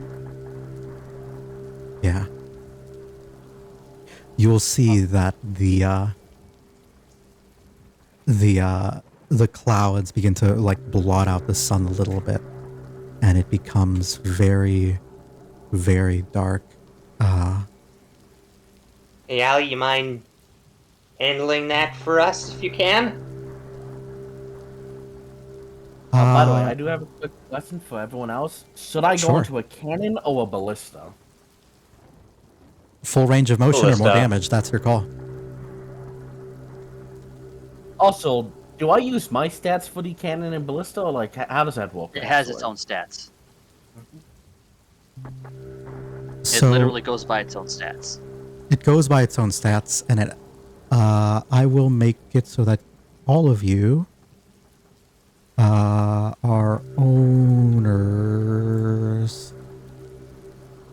All players are owners. Okay. You can now look at the ballistas and see what they're about. They have a +6 as their ranged weapons. However, Sophie, because you have the archer feat and you get a bonus, you instead roll with a +8 to hit with the cannon or ballista. Wonderful. I feel like we keep you on a ballista. Yeah. Full range of that- motion versus Yeah. damage. That's your call. I feel like we're playing Monster Hunter. A little bit, At this given point, the we fact all- that I'm throwing a CR Don't. way higher than you guys beast at you. Yeah. Respectfully, we've run. Yeah. We go. We are. Off is the general direction in which I wish we would fuck. So Yes. true. Yes. Honestly, I don't want to die today. I'm just gonna shout out to the front of the deck and say, listen, I'd really like to stay alive as much as most of the people on here. Hey, Ali, if you could like, I don't know, tell the winds to fucking move. it. And I'm gonna give him bardic inspiration. Yeah, no, he's absolutely gonna try to make that magic. Like, it's a Hail Mary, but he's definitely gonna try to do that magic tug of war. Just so you guys know, Slink does very much love you guys more than her fear right now, because she has the fucking boots of flying right now. She literally could just like fly off if she I wanted can to. tell you, She could yeah, fuck off right now. Oh, yeah. This He'd be this safer than bad. all of us because we'd be bait. Right? So with that 1 minute, would I be able to get the ballista primed and ready to fire, and then have Absolutely. my action ready to fire it? Okay, awesome. Yes. Yeah. Do I have done that then? Yes. Okay, we're going down the list here now that you guys have like talked strategy and what the plan is for Dragon here. Going down the list. Sophia, you're on a ballista. From left to right on the chat here, on the stream here, Jess.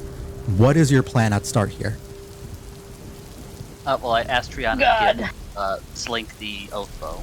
Okay, you have been Hit- handed a extremely powerful ranged weapon, the oath bow. That is One question about that. It Yes. says you have to speak the word in Elven? Question mark. You'll be Triana, I believe, is a half elf, so she'll just tell you the word. okay. Cool. Awesome. So she'll take that bow, kind of stay where she is, because she's not going to go to a ballista or anything like that. She honestly is not sure what she is going to do, so I guess she's going to stay where she is and just knot that bow and just prepare to see what happens. typically anytime that you attune to any magic item, it learn the command for it already. Yeah. Anyway. I will say because you have been expressed that you were playing with everything, you absolutely would be able to pick your poison and immediately attune to any item. So you currently have 2 attunement slots filled. You can pick another item right now if you want to just have on your person.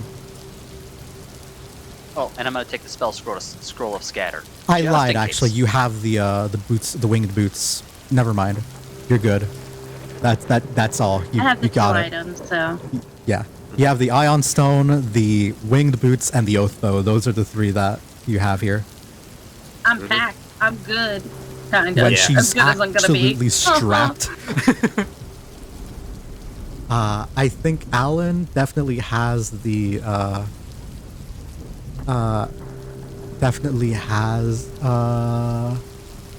Visage of Delight and Disaster on, and in addition to that, is like clutching the Cloak of the Manta Ray and the animated shield.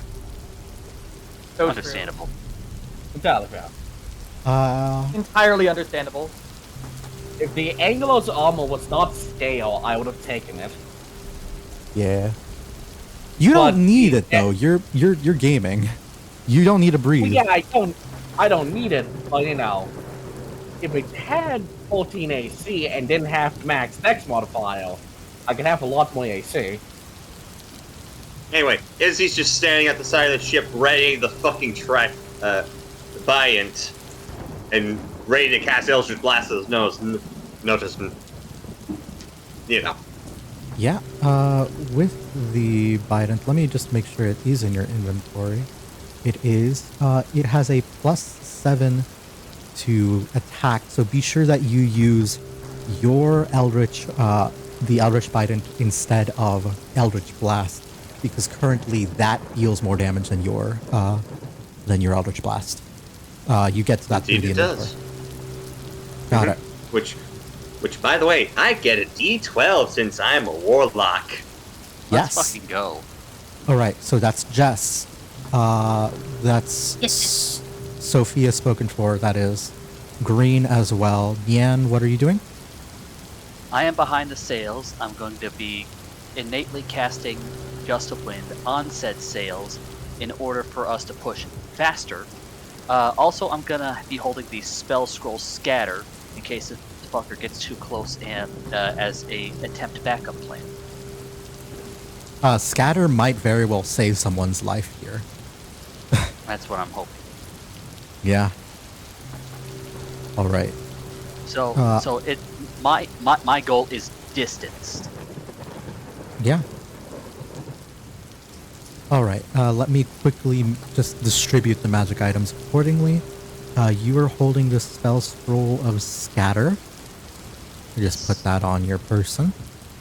And now, Marsham, what were you doing? I'm being a fucking nerd right now. Don't mind me. I've just been obsessed with Epic the Musical. Yeah. Yeah. It's a good musical. Casually having mean, Storm play in the yeah. background. What you Listen, doing? like, you look me in the eye and tell me that's not the perfect fucking song right now. Absolutely. Yeah. No. Me, I just inspired Ali to get his shit together. I'm not really confident in my ability to do any real damage because my spells are very support. Best You don't I've have got to- is I could make. I was trying to remember. Do you Okay. have Tasha's Titty's Laughter? I do. However, hear me out. Where is the pile of the ballista bolts? I would say like right next to It would said presumably ballista. be right next to the ballistas. I would hope so. You're going to shoot metal on them? I might. It would make it... If I did it on the pile of them themselves, it would make all of them hot, but you couldn't fucking load it. Because you can't... Well, actually... Only the tips are hot. The shaft of the bolts, the ballista bolt, is still made of wood. It's Is it? just Okay. the tip. Okay, okay. Yeah, if you'd let me use heat metal on the one that Laura's gonna be using, Understood. I'm just gonna cast heat metal, and every bolt that you fire is just gonna have heat metal. Nice. It should give you an extra 2d8 fire damage. Is that okay? That's gonna. Yeah. I find that perfectly agreeable. Lovely. I have And having two consumed people the at- spell slot. And with 2 people at the ballista, that'll be easier to load and fire too. Yeah.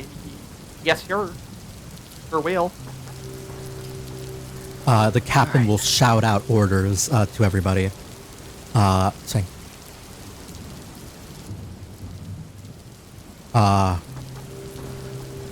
Rabbits! I need you down below deck on the manning the cannons. And Ali, up here. We need you. Talk to that wind and get it to work for us. Alan, stay up above. Provide covering fire for those manning the captain, manning the guns here.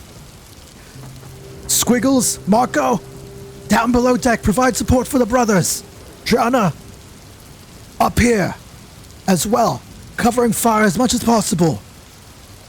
You all know your role. May the gods have mercy on all of us. And as this is happening, and everyone is preparing to do what needs to be done, you will just overhear a loud sort of scream out from within, bubbling up from below the sea. A low rumble.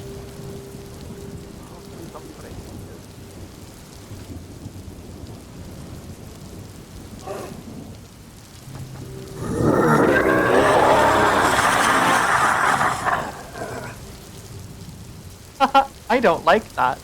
Jesus. I'm afraid. And that is where we are going to end for this week.